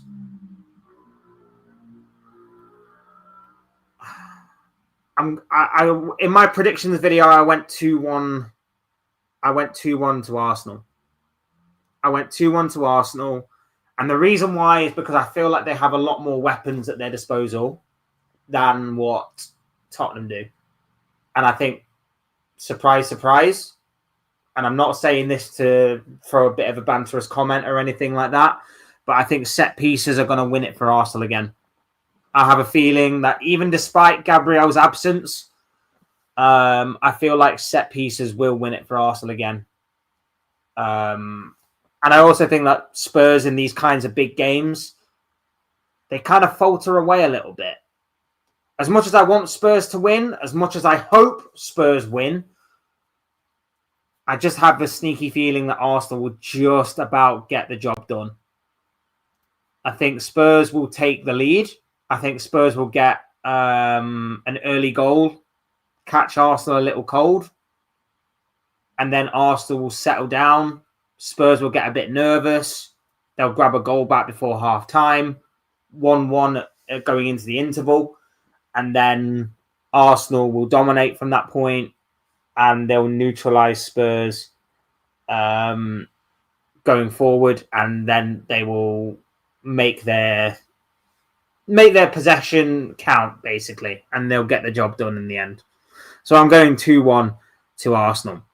Is it at Spurs? They never beat Arsenal at home. Yeah, it's at the Emirates. It's at the Emirates. Like I say, Spurs away from home have probably got one of, if not the best away record this season. So obviously that could go in Spurs' favour. But yeah, I'm not confident. I'm not confident. It's at the Emirates. Oh, Lee's going for 2-2. Interesting. Goals galore. I like it. I don't know what John W. Henry is waiting for to get rid of him. I saw a report saying that they're giving him till January. By then, we could be 16th. I don't know. I don't know. I really don't know. I understand why people would say give him time, but it's just not for me. It's just not for me. I don't get it, bro. I don't get it either. Like I say, if I was seeing improvement in the team, if I was seeing us putting good performances but maybe not quite get the results, I would be more on Slot's side here. But the fact of the matter is that we've got worse. We've got worse as the season's progressed. And I cannot justify anything that I'm seeing right now. I really can't.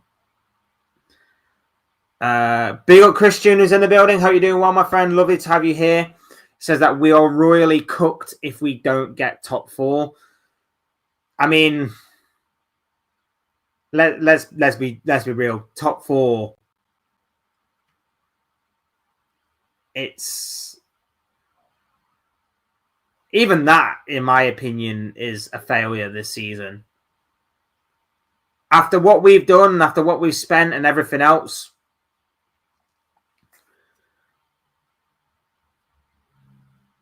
I'm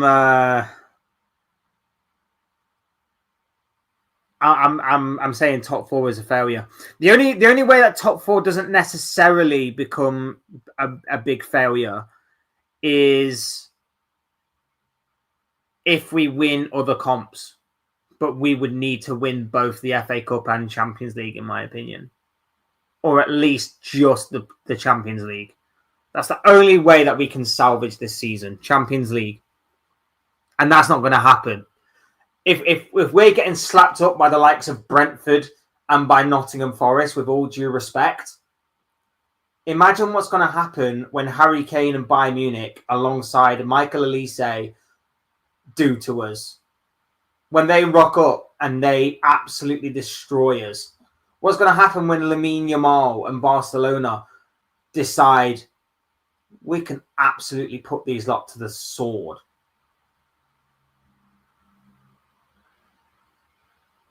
What's going to happen when PSG hit us with an episode of Deja Vu and destroy us again? That's the problem we've got. That's the big problem that we have. The style of football is slow and boring. That was one of the things of yesterday. One of the things of yesterday that was evident was that our build-up play was slow. And it has been throughout most of this season, but it was even more evident yesterday. And another big thing about that is, as I keep saying, Liverpool have, in most games, most possession. But where does that possession come from? Passing it around at the back. Take yesterday, for example. We had 75% possession yesterday. I can guarantee you that the most touches of Liverpool players occurred between our centre-backs and goalkeeper, most likely, because that's all we do. We just pass it from goalkeeper to Van Dijk, to Konate, to goalkeeper, to Konate, to right back, to Konate, to Van Dijk, to goalkeeper, to left back, to Van Dijk, to goalkeeper, to Van Dijk, to Konate, to Van Dijk, Konate, Van Dijk, Konate, goalkeeper, Van Dijk, Konate, goalkeeper, it just goes in that circle until eventually we go, all right, let's try a long ball diagonal to Salah. Oh, that didn't work. Oh, well, we'll go again soon. It's the same style, the same stuff over and over and over again. And it's boring and it's predictable. And you know, our only hope soon of winning games is going to be that we play so poorly and so much in a boring fashion that we actually put the opposition to sleep.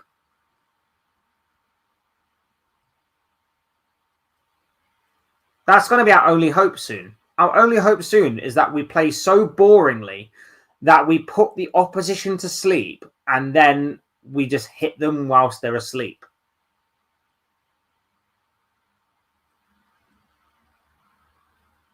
That's the only way. I think Hughes and Edwards have shot themselves in the foot, making him coach only. So some of the blame is on them. Again, it goes back to my point earlier. Is it on them? Is it on the manager? Have these new players that we've brought in, were they just opportunities in the market, or were they actually put in there with some forethought into how the manager was going to use them? Did we hire the wrong manager? Did we make the wrong purchases in the summer?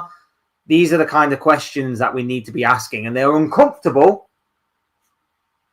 But if we want to sort these problems and these issues out, they're going to have to be answered. Big up Red Rain. I'm only 18 away from 600, which is mad considering I made the channel, new channel a couple of weeks ago. Big up to you, my friend. Congratulations on almost reaching 600. Go and subscribe to Red Rain's channel. Doing some awesome stuff over there. There's something for everyone. Go and show him some love and support and get him to that 600 number. You awesome, awesome people.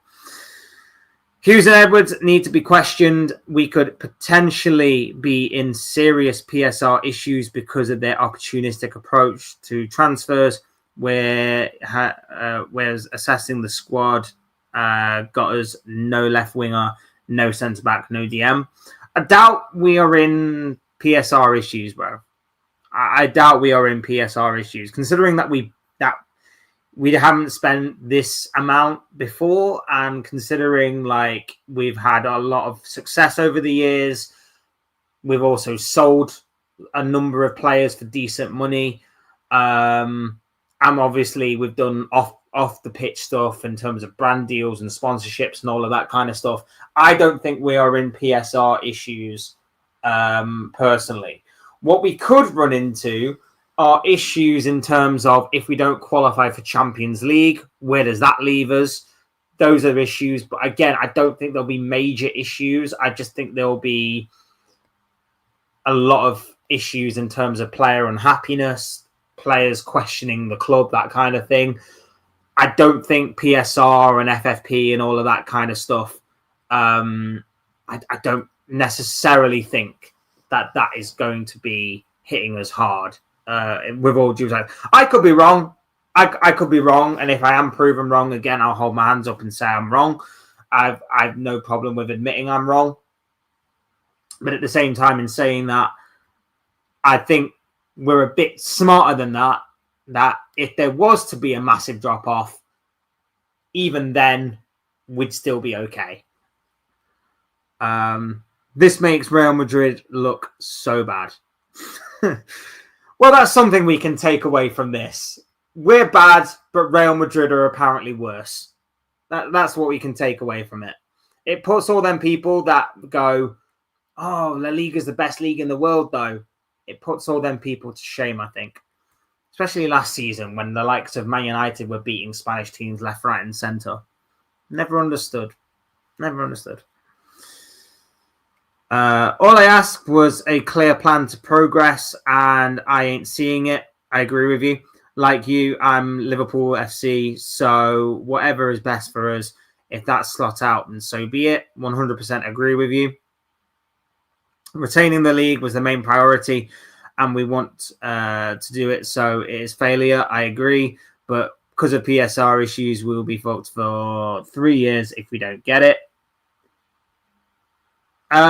I think a season off is not going to be that bad in terms of PSR and FFP. Obviously, it is bad in terms of standards and being Liverpool Football Club and stuff.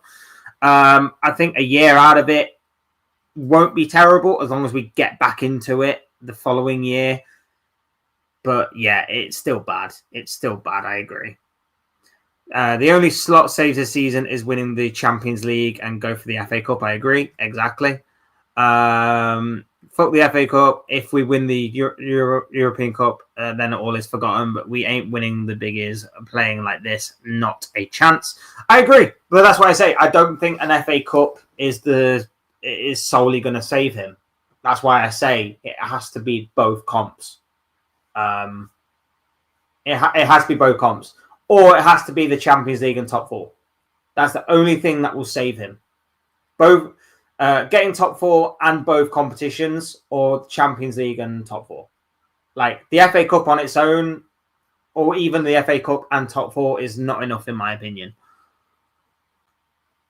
And with that, I have to go. Take care, all. Take care of yourself, man. Thank you for being here. Really do appreciate it, and thank you for your contributions. Really good to talk football with you, my friend. Hope to see you again very soon. We don't have PSR problems. I agree. We have so much money, it's silly. We ain't breaching PSR because we don't spend even $500 million in every summer. It's the offset by the 200 million we got from sales. Exactly. 200 million we got from sales, brand deals, sponsorships, and the fact that obviously last season we didn't spend any money at all. So that was basically 2 years worth of transfers that we did in one season. So we're fine. We're fine.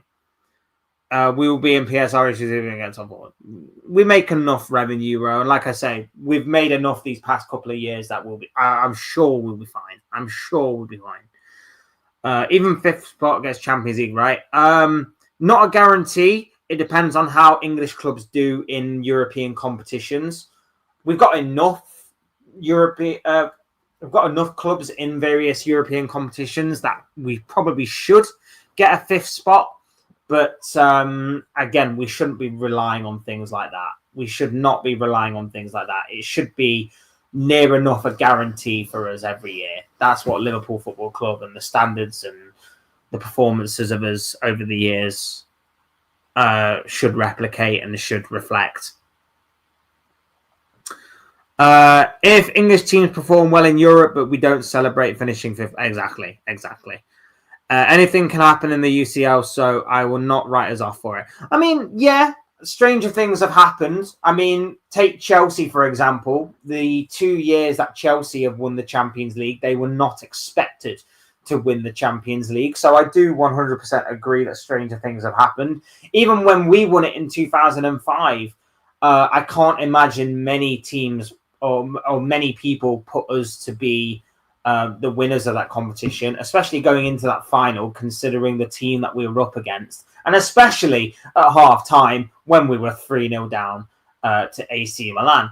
So yeah, I can't imagine a lot of people would have put Chelsea to win those competitions. A lot of people would have put us to win in 2005, but yet here we are, Champions League heritage, that kind of thing. It can happen. But as I say, at the same time as saying I wouldn't write us off, I'm not convinced. I'm really, really not convinced. The fact that Bayern Munich are playing out of their skin right now, the fact that PSG may not exactly be firing on all cylinders right now, but we know that the later the competition goes, the likelihood is that they probably will get better. Barcelona are still strong. They're still a strong contender. We know that Real Madrid, they may falter at times in the group stages / league phase, but they, again, similarly in a way that PSG did last year, the later the competition goes on, the more that maybe they will grow into that competition. So you can never rule Real Madrid out. Man City, strong.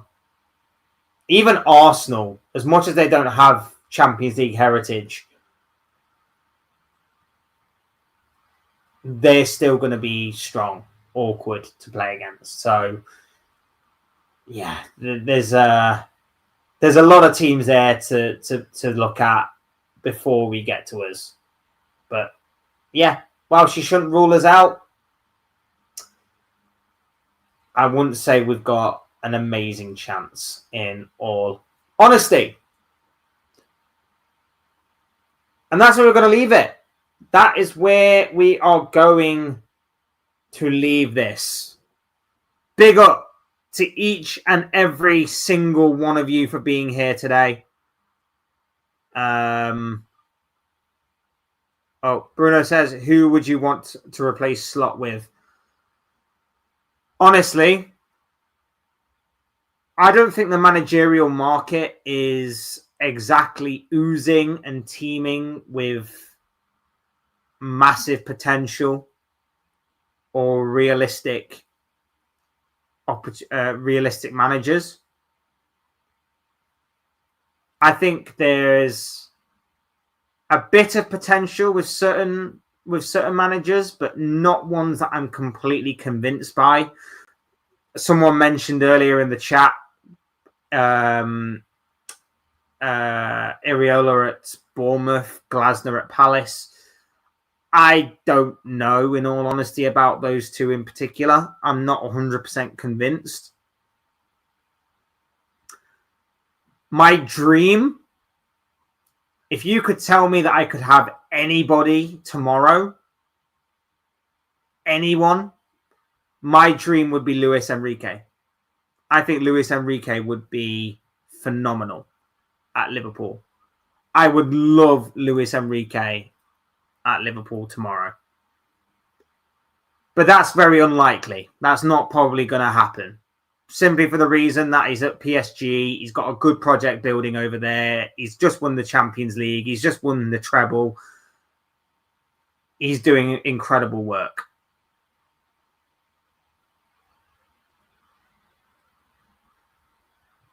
That's not going to happen. It's going to be very difficult to prize him away from PSG. So, plan B, and I'm not even entirely convinced by what I'm going to say next, because I don't think, I'm not someone who is all for managers going back to their old clubs. But Jurgen Klopp, I think this ship needs steadying. I think this ship needs stability. And even if it is something till the end of the season, and again, I'm going back a little bit on my word of I'm not entirely all for interim managers, but at the very least, until the end of the season, the ship needs stability, and I think Jurgen Klopp could potentially provide it. I think that could potentially be the case. What is it? I don't know. If anyone else has got other suggestions, go for it. Hit me up with them. But I'm not entirely convinced by a lot that's in the managerial market right now. Big up Nick, who's in the chat. Lovely to have you here. Just give Arsenal the title. City also glitched. Yeah, I completely agree. We spoke about that earlier on the stream. City faltered, and it does seem like Arsenal are going to run away with the title this year. And even by Arsenal standards of being professional bottle jobs, and even by Arsenal standards of faltering heavy, given their history, I don't think they'll falter from this point too much. I don't think they'll falter to the point that they'll actually lose it from this point. As much as I would love to see another Leicester season, as much as I would love to see an outsider win this competition, or at the very least, City do something,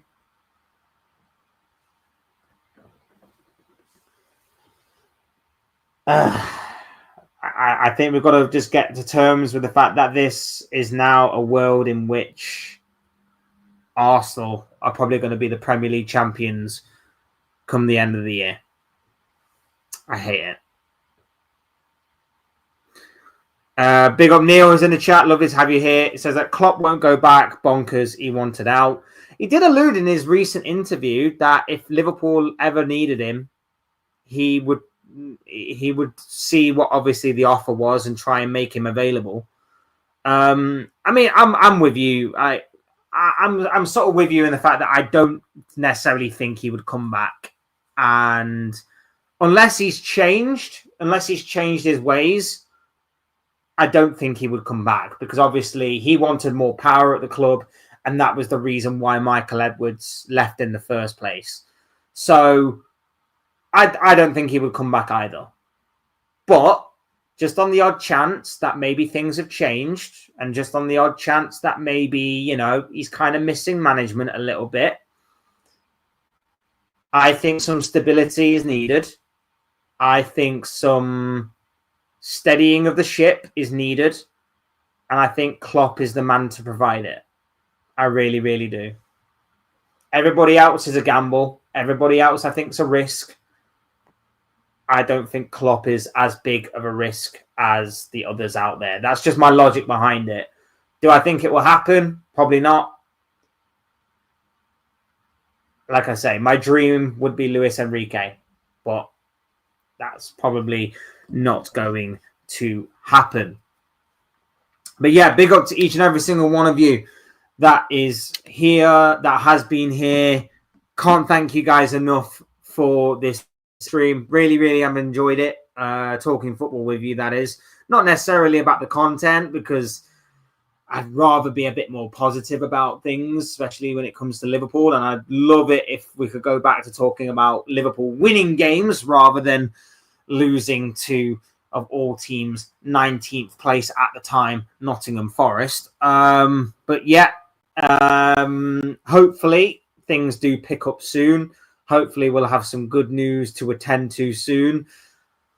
But big up to each and every single one of you for being here. As always, hit the like button on the way out if you enjoyed the video and live stream, and subscribe if you are new. Both things will always and forever be greatly appreciated. Like I said, really appreciate each and every single one of you for being here. And of course, drop your thoughts, comments, opinions, predictions, feelings about anything that we talked about, or anything that you want to talk about from maybe a future video or a future live stream down below in that comment section. Would love to hear what you have to say on everything and anything that we've talked about. Really appreciate you guys. As always, thank you all so much for watching and listening. Thank you to everybody who contributed to the chat, has liked the video, subscribed during this stream. Really do appreciate each and every single one of you. I've been Fletch. This has been another Fletch Talks live stream, and I will soon speak to you all again soon in another video or live stream or whatever it may be. Cheers, guys. Thanks, everyone, for watching. Take care of yourselves, and I will soon speak to you all again soon in a video or live stream or whatever it may be. Have a good night, guys. Take care of yourselves. See you soon.